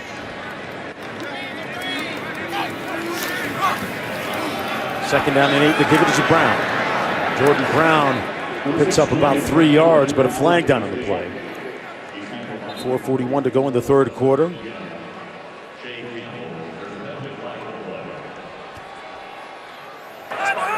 Holding, offense number 29, 10-yard penalty, replay second down. Looked up to Coach Snyder since the early 80s. I know the shoes that I have to fill, Coach, and you're a legend, you're an icon. I look up to you. I'm going to continue to ask you questions. I'm going to continue to bounce ideas off you because you are Kansas State football. Dusty, it's never easy following in an iconic situation where the shadow that is cast is so enormous and imposing. Ask Ron Prince. Yeah. Remember, after his first retirement, they struggled here at Kansas State until Bill Snyder came back. Thompson looking to pass again. Almost intercepted, threw it right into the hands of Shea Campbell. It almost seemed like he wasn't expecting it. Good pressure up front by Jeffrey Pooler. Jeffrey Pooler making an inside move on the right tackle. Nick Kaltmeyer. Good pressure on Skylar Thompson. He keeps the play alive, and fortunate he didn't throw an interception there. Shea Campbell, I mean, that hit him right in the chest. Skylar Thompson had connected on his last 7 passes in a row before that last misfire. 3rd and 18 now. They got to get all the way out to the 45-yard line for the first down. Taking a shot, got one-on-one coverage and incomplete. Actually, some good help over the top from Kerry Martin Jr., the safety, who was working against Akeem Bailey, though. Malik Knowles was. And 4th and long, they'll have to punt. I stopped by West Virginia, take their shot down the field. As you mentioned, one-on-one coverage. Good coverage by Akeem Bailey. And then the true freshman, Kerry Martin, in for Josh Norwood, does a nice job coming over the top. Vic Koning's got to be pleased with the second series in the second half, as opposed to the first, where Kansas State kind of just plodded along and got a big opening touchdown to start the second half. Second punt of the day. This one comes down to Alex Sinkfield, who's brought down after returning it about 4 yards on the 44-yard punt as the sun begins to set along the banks of the Kansas River here in the Little Apple. Back with more after this. The break a moment ago, Darren Sproles against Michael Bishop and Jordy Nelson. I think that Nelson was the fastest, but Sproles won the race. You played against Sproles. What kind of success did you have against him? I'm just asking. I didn't have any. He had tons against us. Okay. 0-3 Big 12 championship game. I think he's still running as they put them things on us 35-7 in Kansas City. Thanks for reminding me. Just an honest question, but thanks for an honest answer. That took a lot of humility. And Jordy Nelson up in the rafters here. And Darren Sproles as well. Darren Sproles was a fantastic college player and had an outstanding NFL career. Michael Bishop, big arm quarterback, did some great things here at Kansas State. Came out of the Texas JUCO. 2nd and 10.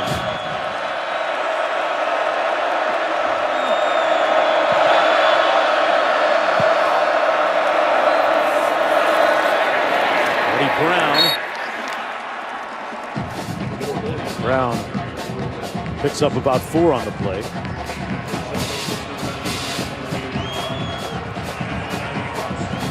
And speaking of Sproles, found out that he is done for the season.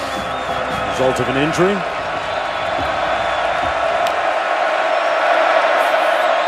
One of the real catalysts on that Eagles squad. And that pass complete underneath to Jennings, the true freshman.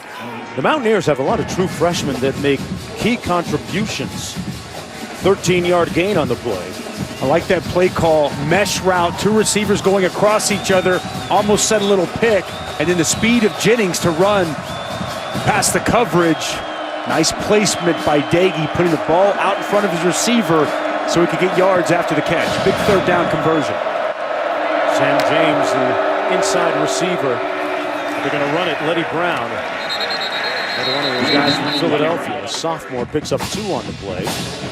Not much movement up front. Trey Deshawn making the stop, the first one to get there for the Wildcats. I'm a big fan of his, man. He does the dirty work. One of the unsung heroes on that front. A guy who had 1 Division I offer coming to Kansas State. And this, his 47th game to start for the Wildcats. A little motion on that offensive line.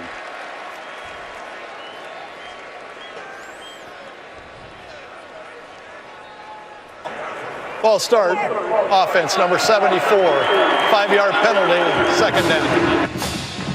NFL Primetime with Boomer and TJ tomorrow, 7:30 Eastern, only on ESPN+.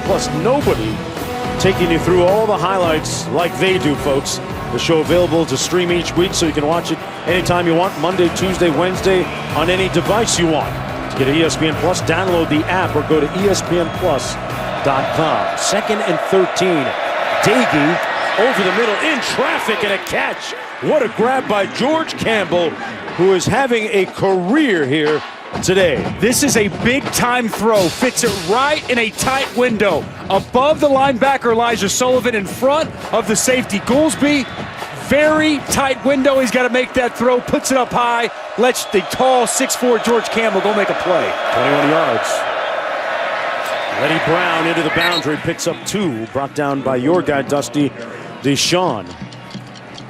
Strong defensive lineman, Trey Deshawn, former state champion power lifter.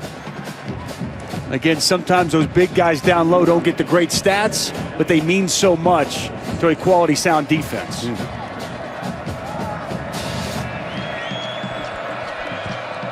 2nd down and 8. Trips left formation.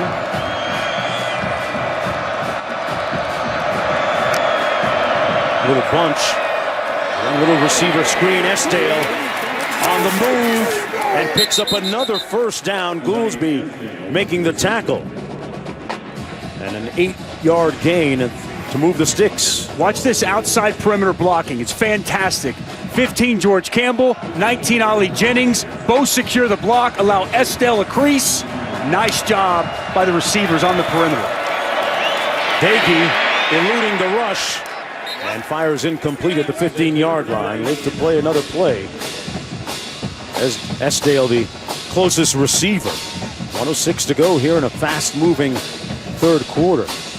What do you make of the way things are lining up for West Virginia? Down by just 6 and moving pretty well here, Dusty. Well, key for them to cash in for points. We've seen the miscues with the field goal kicking. Leg is in for Staley. And also their first 2 possessions in the red zone were able to get touchdowns, and it was to this guy, Mr. Campbell. McCoy in motion, makes the catch in the backfield.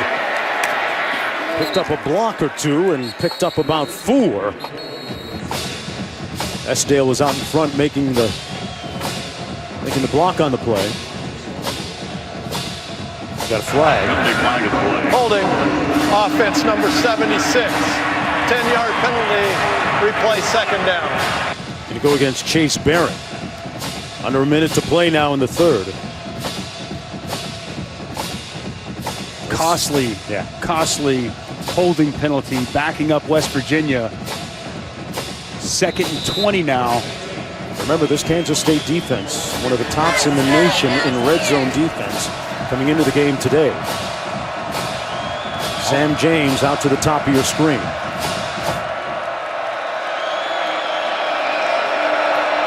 I haven't heard from Sam James in a while. There he is at the bottom of your screen now.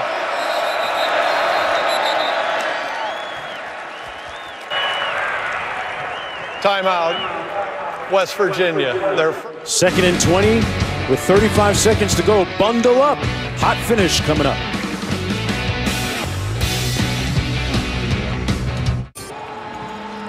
The Little Apple aglow at night, Dusty Dvorak. Look at that. Beautiful fall setting.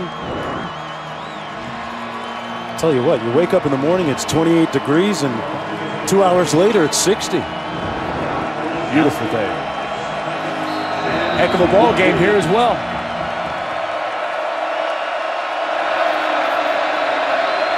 Like a fire drill there on offense. They end up handing it off to Letty Brown with nowhere to go. He's going to lose a yard. Joe Davies, Kyle Ball, excellent penetration, nowhere for Letty Brown to go. 3rd and super long here for West Virginia. Screens, something pretty basic. Maybe try to get a chunk of this back to set up a nice spot for a field goal, but be careful. Yep. And you at least have the end of the quarter to go in and talk about it. The Wildcats looking for a big finish from Skylar Thompson. Will the sky be the limit?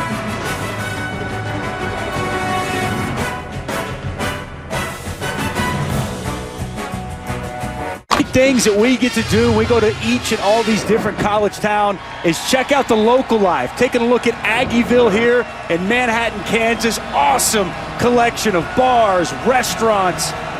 Very cool venue. Went to a great eatery the other night, had some fantastic pizza.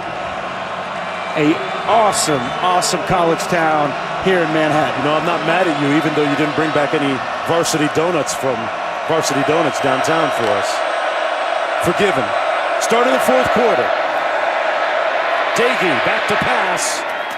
In traffic, what a grab at the 15 by Sam James. Big money Sam James moves the chains, picking up 14. Oh, it's going to be short. Remember, that was 3rd and 21.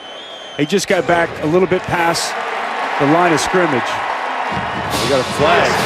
replay third down. That's another tight window throw by Seth Dagey, going to be negated by yet another second holding penalty. Wow. My bad on that is they bring it back anyway. They wipe the play out.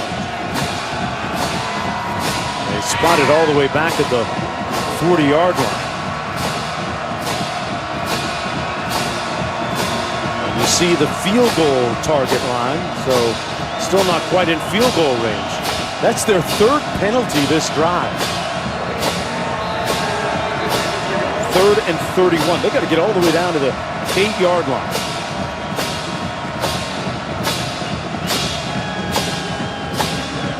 Are they thinking just get 2 minutes and 52 seconds.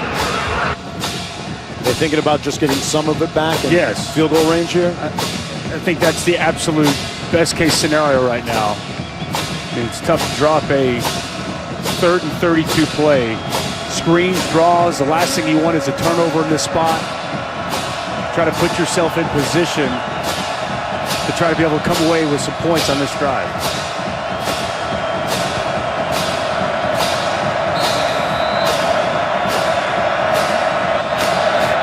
receivers out to the right of Dagey. Comes underneath to his tailback, McCoy. Nice move in space, not nice enough to get by McGee, and they're right at that field goal range line. A gain of 5 on the play. Casey Legg is their place kicker. And the ball is spotted at just inside the 35. They're going to make it about a 51-yard field goal. He missed earlier from 37. Casey Legg. More than enough leg. Got it! And the lead is down to 3.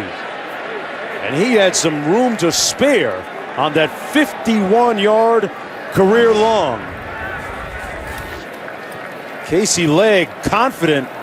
Oh, he got the follow through. Strike a pose. Back after this.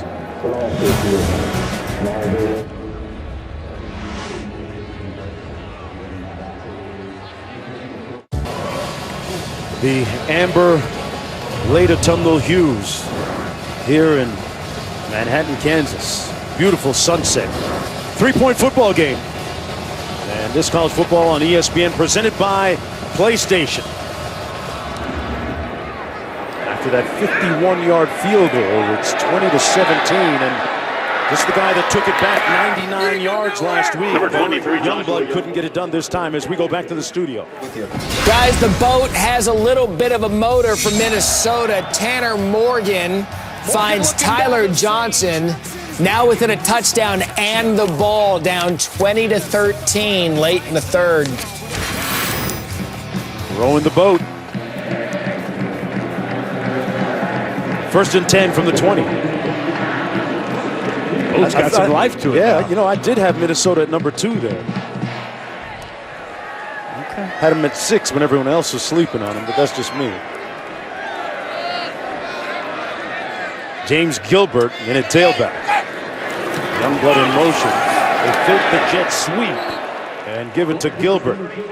Now let's take a look at today's hardest working player, brought to you by Duluth Trading Company. And Dagey, the story of the day. A couple of touchdown passes to Campbell.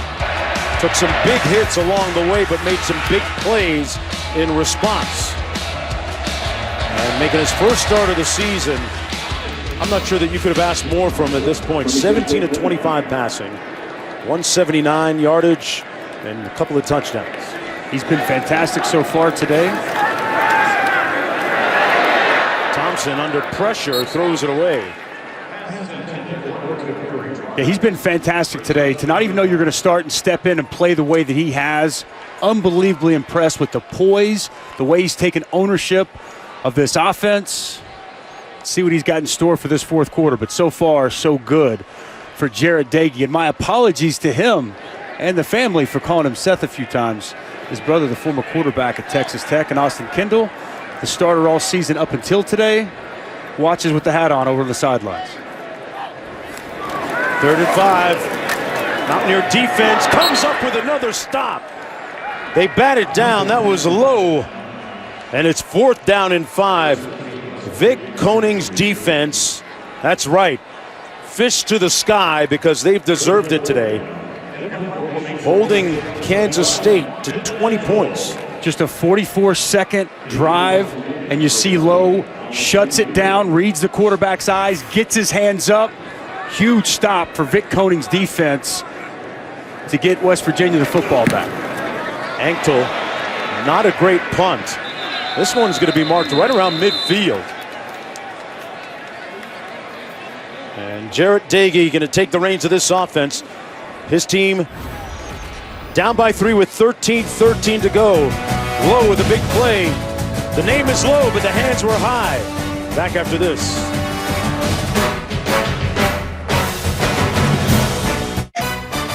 ESPN College Football is presented by PlayStation 4, the best place to play, and in part by Reese's. The Johnny Goss statue represents a larger-than-life mythical Kansas settler who was the subject of Paul Bunyan-esque tall tales, including digging the Kaw River Valley, inventing sunflowers, growing giant potatoes, and controlling the weather. That's right. His pets, a wildcat and a jayhawk. Is that Coach Hazelton up in the stands? Coach Hazelton got a beard lookalike. How about that? Out there taking it in tonight. Beards are out. November in Manhattan. Tell you what. Best starting field position of the day for the Mountaineers. Daigie going to take a shot downfield. A little bit of contact and a flag thrown. Sam James was double teamed and sandwiched and got hit by Goolsby, who was back there at safety.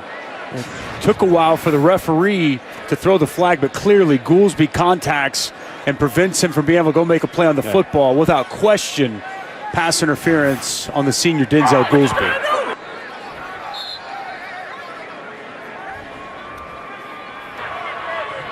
Pass interference, defense, number 20. 15 yards from the previous spot, automatic first down. Tonight a matchup between some of the top teams of the Big 12. Number 10 Oklahoma taking on unbeaten number 13 Baylor, 7:30 Eastern, 4:30 Pacific on ABC as well as the ESPN app. What do you like about that Baylor squad? What's the most impressive thing about them? Defense, their defensive line, 93 James Lynch, outstanding. One of the premier defenders in the Big 12. Going to be a great matchup, that defense against the Oklahoma offense. On 1st and 10, Daigie looked like they were trying to set up the screen. Sacked all the way back at the 46-yard line by Reggie Walker. Man, they lost a lot of yards on that one. Effectively taking them out of field goal range. I want you to take a look at the defensive linemen as they read screen and they get out of the stack and they go and they support the screen. See right here, as they're getting back, and we're right here. So now all of a sudden, Daigie, he can't throw the screen, and he gets the shot from Walker. Excellent identification by the Kansas State defense. Loss of 8, that's Letty Brown as we go back to the studio. Checking in on Texas and Iowa State. Sam Ehlinger is going to hit Keontae Ingram out of the backfield. And Texas closes the gap with the Cyclones on the road, 20-14 in the fourth. It's a huge game in the Big 12, Jonesy. If Texas wins, their opportunity to play for a Big 12 championship still very much alive. Big third down here for Jared Daigie in this West Virginia offense. Got to get down to the 28-yard line. Esdale in motion to the top of your screen.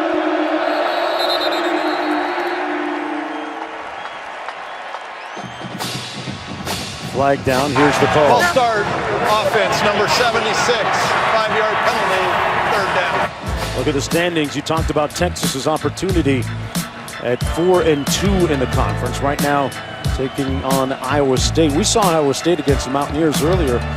At the time, it looked like Iowa State was very much in the running for a shot in that conference championship game, but not so much anymore. Tough league, man. There's a lot of quality teams, and everybody plays everybody.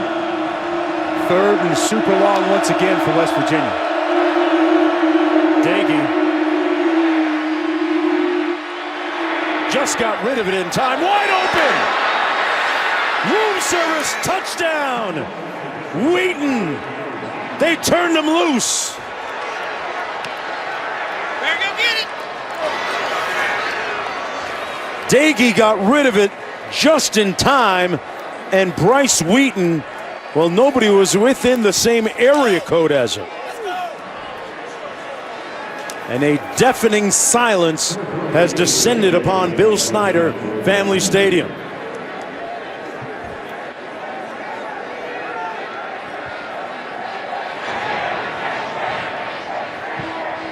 Campbell with a couple of touchdowns today. Wheaton with his first. That was a career-long reception by the freshman Bryce Wheaton.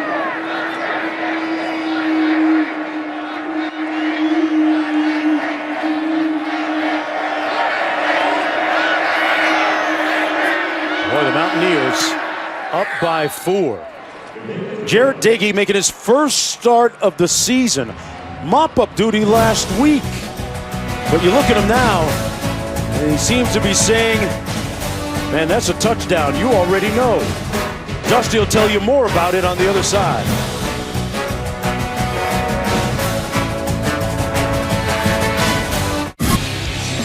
Let's take a look at what Jarrett Dagey needs to do to win the And With Game Ready, brought to you by Cintas. Long pass to Wheaton for the touchdown to put his team ahead just a few moments ago, making his first career start at West Virginia.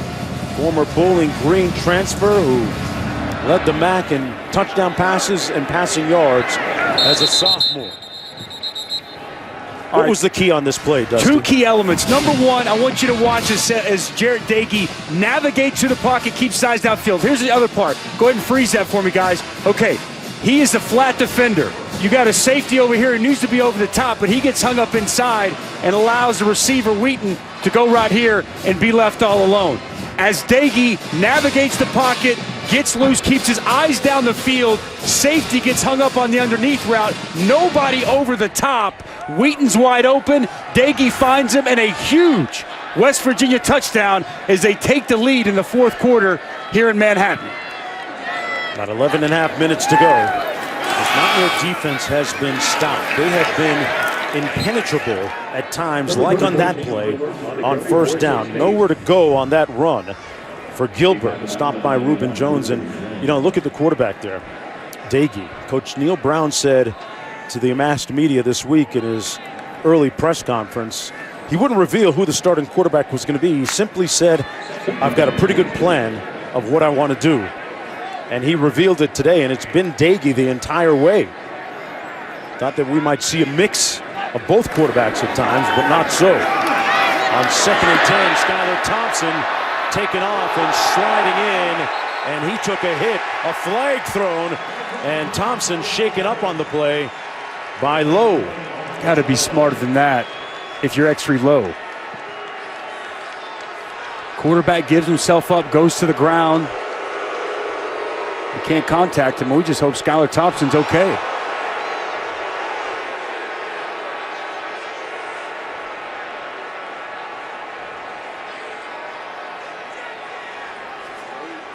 X3 Lowe, who made that nice play defensively on the previous series, getting his hands up in the air and batting the ball down. Personal foul, unnecessary roughness with targeting, number 17 of the defense. That play is under further review. So that's a combo platter, the personal foul and targeting. I'm not sure because it looked like he hit him in the shoulder.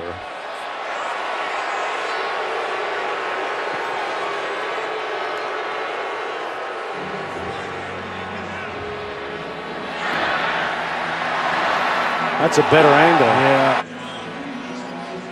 That's a tough call because I'm with you, Jonesy.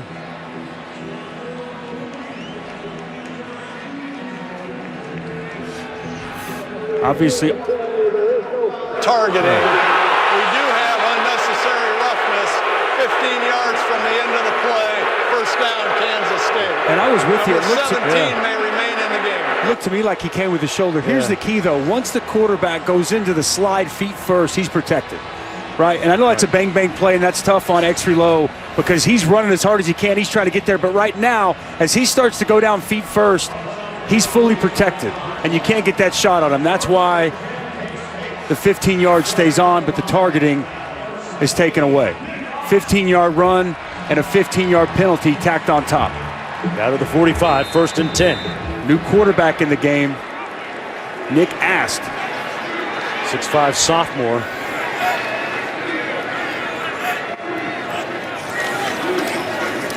Played in 4 games, hands it off to Jordan Brown. Brown's going to pick up another first down at the 34-yard line. Kept those legs churning. And finally stopped by Dylan Tonkery, but he picked up 11. Nice block on the perimeter by the tight end, Blaise Gammon, opening up a big hole for Brown on the perimeter. As you see Skylar Thompson back in the huddle. 2 tight end sets. Single back formation. Jordan Brown in the backfield, a deep set. 7 yards back, he takes the handoff, and no seam and no crease up front. Tonkery with his second consecutive stop. It has been a very comprehensive, complete defensive effort by this Mountaineer defense. 2nd and 11 coming up.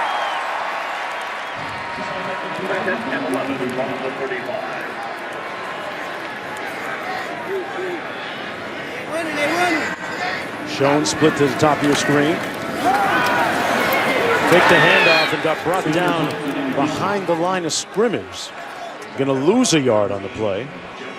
Got to keep those quarterbacks safe. Remember the big news today in college football, really, the injury to Tua at Alabama. And now there are some reports circulating that that's not quite the case, that he might be back. It's not certain that he's done for the year. Colton Schoen right here, the senior, 3rd down weapon for this offense. 4-receiver formation. Over the middle, incomplete. Trotter couldn't hang on to it. It was out in front of him just a little bit. And 4th down coming up. So again, the Mountaineers get a stop. Thompson staying on the field, looking over to the sidelines, and they're going to go for it here on 4th and 12. You'd be surprised if they go for it here.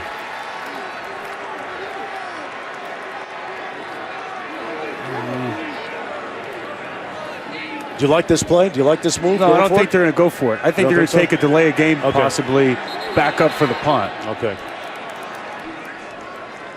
Coach Kleiman calls a timeout. Kansas State has 2 remaining, but they trail by 4 with 8:47 to go in the 4th. Some incredibly disheartening news. I'm 4th and 12. surprised by this call. You don't like it? Why? They're rolling the dice. 4th and 12. Thompson under heat. Stills chasing him. Incomplete, no flag. And the Mountaineers take over on downs. Intended for Josh Youngblood and broken up on the play by Keith Washington. Where Skylar Thompson, flush from the pocket, moves to his right, then goes back to the middle of the field. Crowd here definitely thinks that there should have been a penalty. Dante Stills was on his heels, Dusty, big time here. Yeah, he was coming. Let's see, Youngblood up top, works the in-cutting route.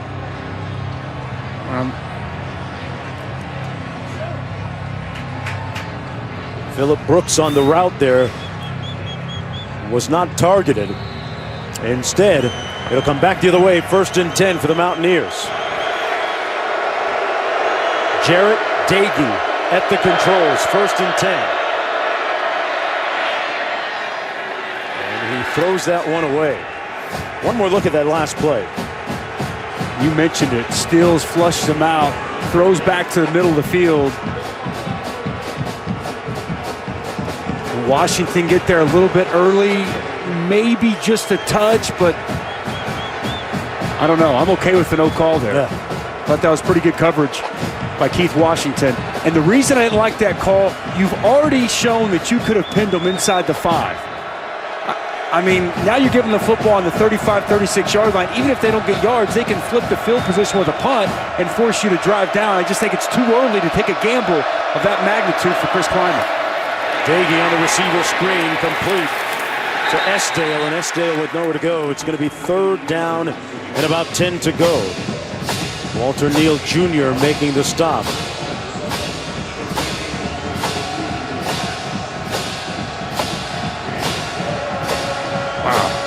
We talked about West Virginia starting to run the football. They were very effective in the first quarter, and then a couple of runs to close out the half. But aside from that, Kansas State has shut off the faucet. Big 3rd down here. Got to think that Sam James figures into the equation a little bit here. The top receiver, number 13. Dagey got rid of it, incomplete. And they'll have to punt, and Jennings was the guy in the neighborhood, but it was way over his head. Nice defense. That's the way you back up your head coach for going for it in that situation. But they got away with a hole right here. Looked to me like Reggie Walker, as he dips that corner, he gets held.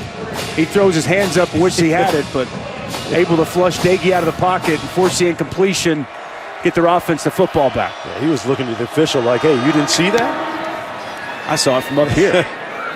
Graldin with the punt. Out of bounds at about the 20-yard line. Back to the studio. All right, guys, checking in on Georgia and Auburn, up 14-0. Jake Fromm adds to it. Good play fake for the touchdown. Auburn has just punched it in, though. They're an extra point away from making it a 21-7 game. Joe Burrow and those Tigers are off to a remarkable start. #1 in the playoff rankings. Took them to avoid the letdown tonight against Ole Miss. Taking on an Ole Miss team that's been struggling this year. We saw Ole Miss in the first game of the season at Memphis. Joe Burrow has been fantastic. Ooh. My Heisman winner with just a few weeks left in the season. 1st and 10. Thompson at the controls. Out of the backfield, complete to James Gilbert. And Gilbert tackled in open field by Sean Mahone.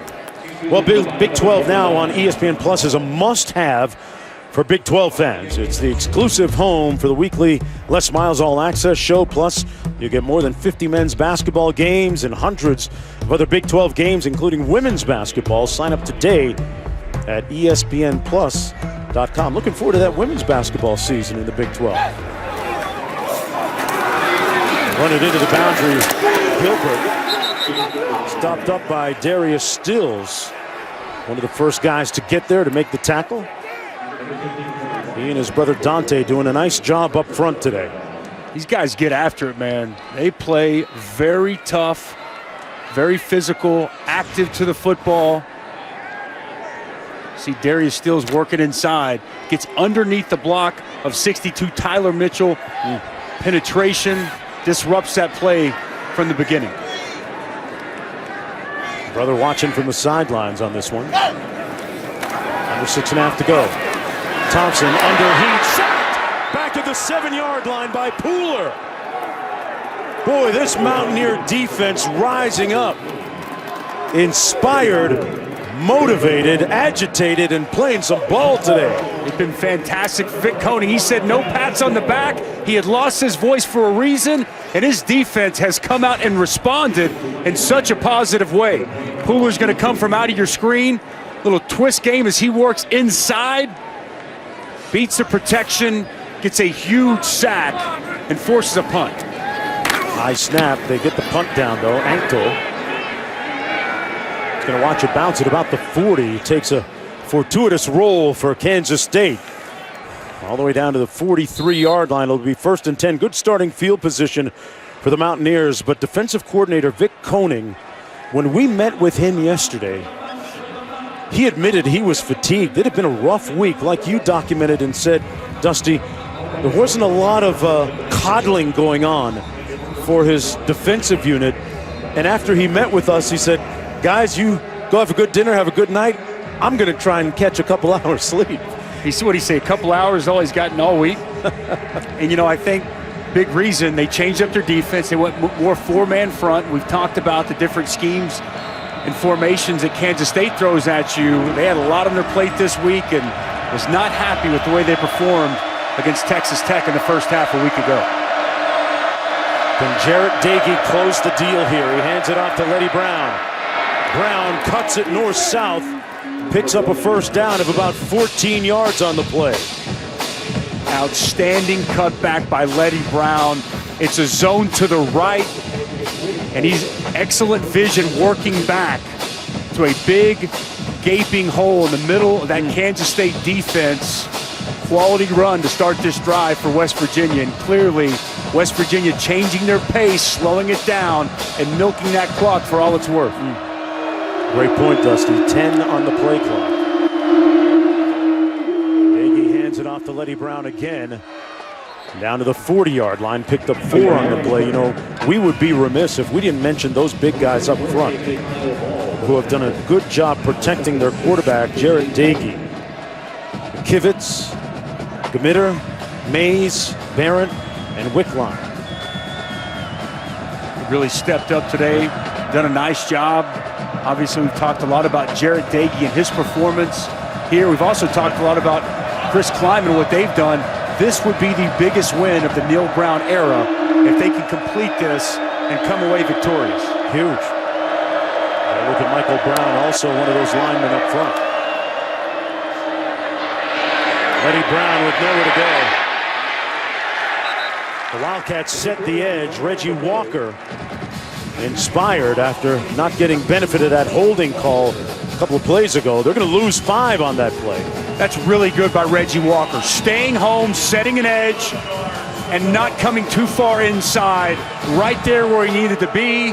And a huge tackle for loss to set up 3rd and super long. Now Scotty Hazelton going to come after him. One of the best 3rd down defenses in all of college football. Number 3 in the country coming into today. They love to pressure on 3rd down.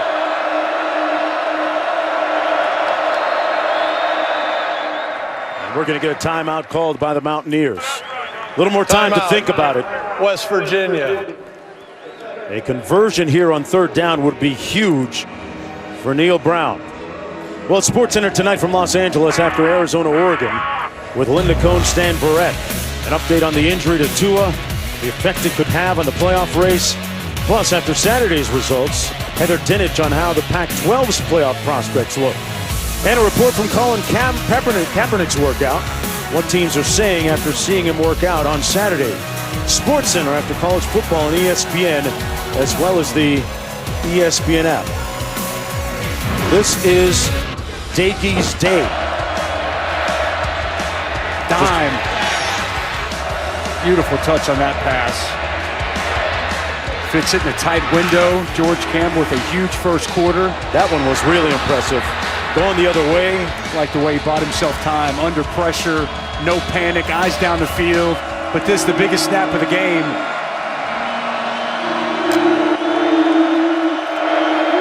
A little jailbreak screen. Get it to their guy, Campbell, one of their playmakers.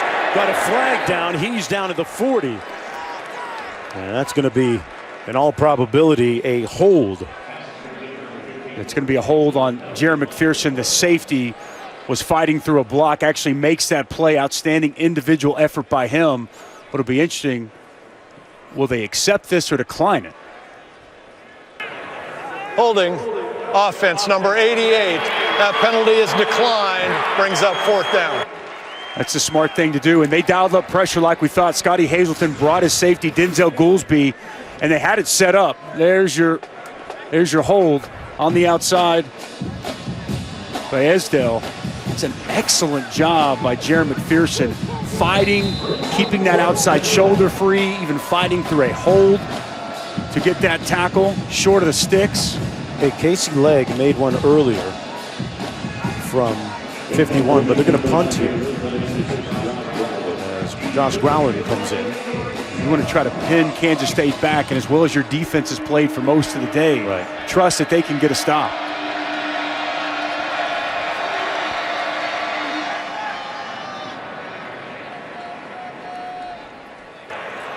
Delay a game on a kicking team. 5-yard penalty, remains 4th down. Clock stops with 3 minutes to go now.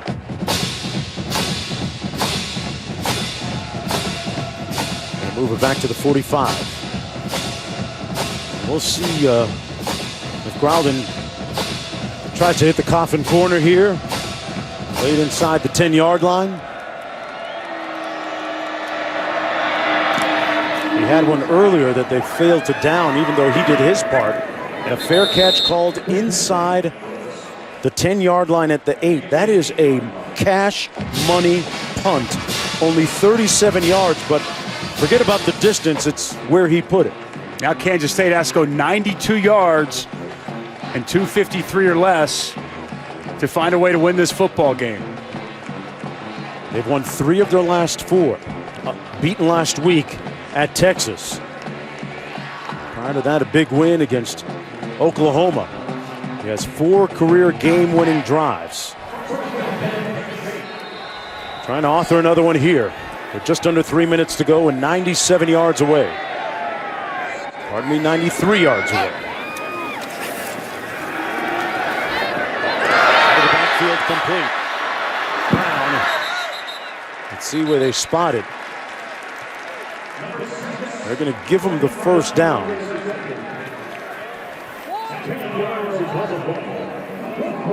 Kansas State has 2 timeouts remaining. West Virginia down to its final one. Jordan Brown, the better of the two, catching the football out of the backfield.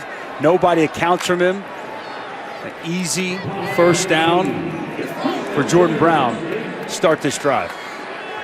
He's the running back that has that extra gear, a little faster than the other 2 that they lost. Another catch. This time some good open field tackling by Lowe. Limits the gain to just 5. It'll be 2nd and 5. Clock running with 2:12 to play. Seen several quality open field tackles here today from this West Virginia defense. Vic Koenig going to be happy about the way they've tackled in open space. Thompson to the wide side of the field, incomplete at the 27-yard line, intended for Joshua Youngblood. Stops the clock with 1:57 to go. You brought up a good point. Good open field tackling. In this conference, sometimes defense gets overlooked. We've seen some pretty good defense here today, right? Great defense here today, no question. And I'm just impressed with the way Vic Koenig's defense has stepped up and really taken the challenge that he presented to them all week to improve their play from where it was a week ago. I need Olivia to get a hold of one of those letters that he wrote to his players. 3rd and 5. See if they got the message here. Thompson brought down, but he got the first down at about the 28-yard line. We check in with Matt in the studio. Okay, guys, an exciting Big 12 finish for you guys. What about what's going on with Texas and Iowa State? 4th and goal. Tom Herman elects to go for it. Sam Ellinger to Michael Epps. They score. Texas a 1-point lead. All right, Matt, back here. Thompson pulls the trigger. Incomplete, fires high, intended for Brooks. It'll be 2nd down and 10. He's got that 4 career game-winning drives. But a long way to go here. With the numbers he's put up today, he's now gone over 3,000 yards passing and 1,000 yards rushing in his career. That's how far they have to go.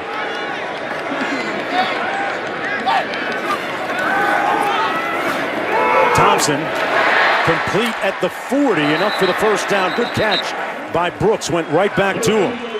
They got 11 on that one. Got to speed things up here. Nice job by Thompson identifying the soft coverage. Brooks sits down, the soft spot in the zone. Thompson with a strike. Thompson with plenty of time. Boy, no pressure at all. And now he decides to throw it away outside the pocket and beyond the line of scrimmage. Clock all the way down to just over a minute. A lot of time coming off the clock there.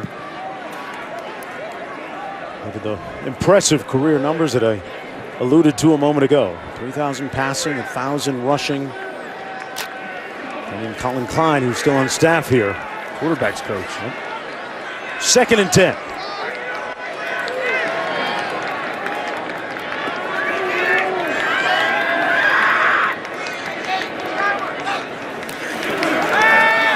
Thompson fires, batted down.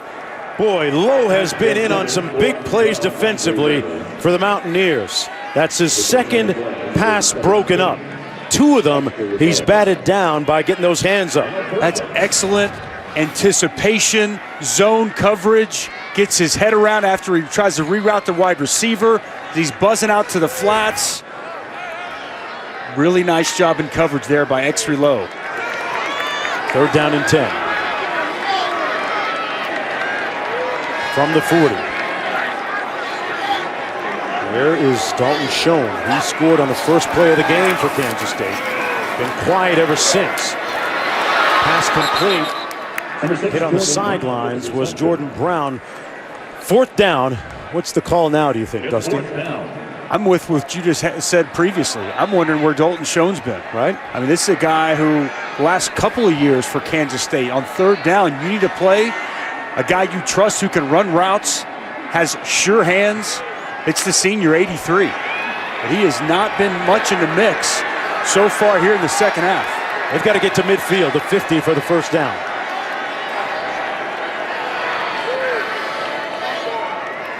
Shown at the top of your screen right there. They look in that direction, but to the back, wide open. Brown picks up the first down. And Vic Koenig instructing his defense. Didn't look too happy at it. I think Vic Koenig is going to want to pick because as you see, the safety, Martin, who's got the running back in coverage, he couldn't get over the top. Both those outside receivers had in-cutting routes, look like slants, and they created almost a rub or a pick and allowed Brown to get into the flats wide open for a huge first down. 50 seconds to go. Will this be the 5th game-winning drive for Skylar Thompson? Youngblood in motion. Over the middle, complete to Brooks on the move. And tackled shy of the 30. They move the chains again on the 15-yard gain. It's touchdown or bust. Timeout. And timeout called by Kansas State. One more look. Phillip Brooks on just a simple crossing route. Nobody identifies him in coverage. Like 19, Noah Guzman was trailing him, couldn't catch up. And after a huge 4th down conversion, Kansas State in position to try to complete a big comeback here at home. What a game we've had on our hands here today. Yeah, certainly. And Phillip Brooks just 2 catches last week against Texas, but he has figured in prominently here today. 4 catches, 63 yards, been targeted 5 times in the game. The credo for the Wildcats: win the dang day. Touchdown or bust. 43 seconds to go. Down to its final timeout. Trotter in the backfield. Shown the inside receiver at the top of your screen. Thompson looked that way initially, now comes back to the right. Using those legs to tiptoe out of bounds at about the 30-yard line. Good pressure by Reese Donahue. You mentioned it, partner. It looked to me like he wanted to go to Schoen. Schoen was running a fade route out of the slot, and it was well covered, so he came off his initial read, flushed out of the pocket as we take a look at Reese Donahue, the defensive tackle down on the sidelines. I was asking you and remarking that Schoen had been pretty quiet since that first touchdown catch. Are they doing something special with him? Are they just paying extra attention to him today, or? No, just hasn't worked out. They're not keeping a safety over the top of him. I mean, he's had good man-to-man coverage on him for a large part of the day. Give West Virginia credit, but don't forget, Skylar Thompson just hasn't gone to his typically go-to guy.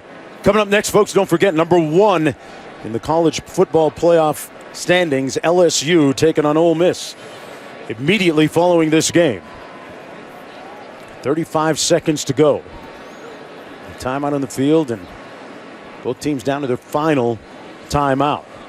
2nd and 8 coming up, and there's a look at Reese Donahue, the 6'4" senior from Milton, West Virginia. Shaken up after making that last play defensively for the Mountaineers.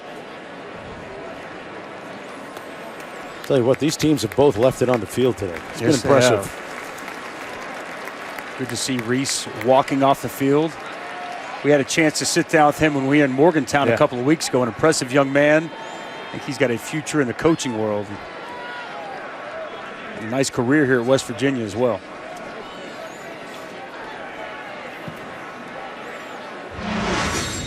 Here's a look at the drive that we're chronicling so far. It started on the 7-yard line, 93 yards away. A couple of key passes to running back Jordan Brown. Yep. Nice little crossing route to Brooks. He's had a nice ball game here today.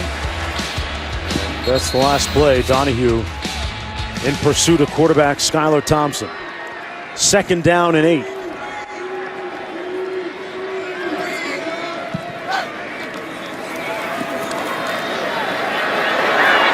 Thompson, middle of the field. Caught. Hakeem Bailey picked it off. Hakeem Bailey picked it off.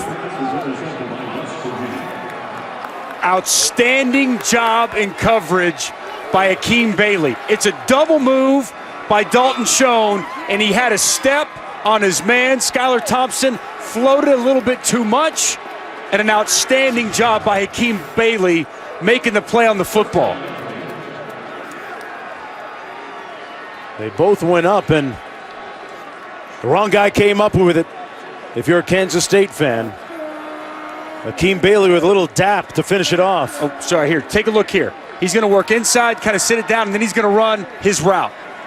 Now watch Bailey stay with him. See, he's beat right there, and that's what Skylar Thompson sees, but as I mentioned, he doesn't put the ball out in front for Schoen to run underneath it. Ball was underthrown. Hakeem Bailey with a huge interception, a game-winning interception here on the road for Vic Koenig in this defense. Looked like Champ Bailey on that. Big-time play by Hakeem Bailey. Boy, this, in effect, is going to snap their 5-game losing streak, Dusty. But beyond the numbers, for the first-year head coach, what does a win like this mean for West Virginia, Neil Brown? This is huge, man. I mean, you know, all it does is further the message that he's been saying to his players, right? He's been talking about culture, leaning on each other, talked about creating relationships, so when you get down in close games and this type of atmosphere, you know, you really want to do whatever you can for one another to find a way to win. Getting this 4th win to go on the road in a place like Manhattan, Kansas, I mean, it's massive in my opinion. The last thing you wanted is for this season to continue with losses. Imagine if this year just would have continued with losses, how that feeds into the offseason. Now, on the road with a win like this, it's just such a building block to where Neil Brown wants to take this program. And could you not just see all over Neil Brown's face last night how tough these last 5 weeks have been? What I loved is when he said, on Sundays, for my own sanity, I go back and watch early season film to make sure we've progressed. You can tell this has been a tough season, guys. But it ends on a positive note here tonight, Olivia. And here's one thing to think about, too, with Jarret Doege. He's going to start the last 2 games, and he will redshirt this year, because he only will have played in 4 games, and then he's going to have 2 more years in the future to be a quarterback at West Virginia. That's the man of the night, Jarret Doege. What a performance. Hey, you never know if they win out. Bowl eligibility. That's right. Absolutely. West Virginia wins. Stay tuned for LSU Ole Miss next on ESPN. For Olivia and Dusty and our entire crew from the Little Apple, West Virginia took a bite so long.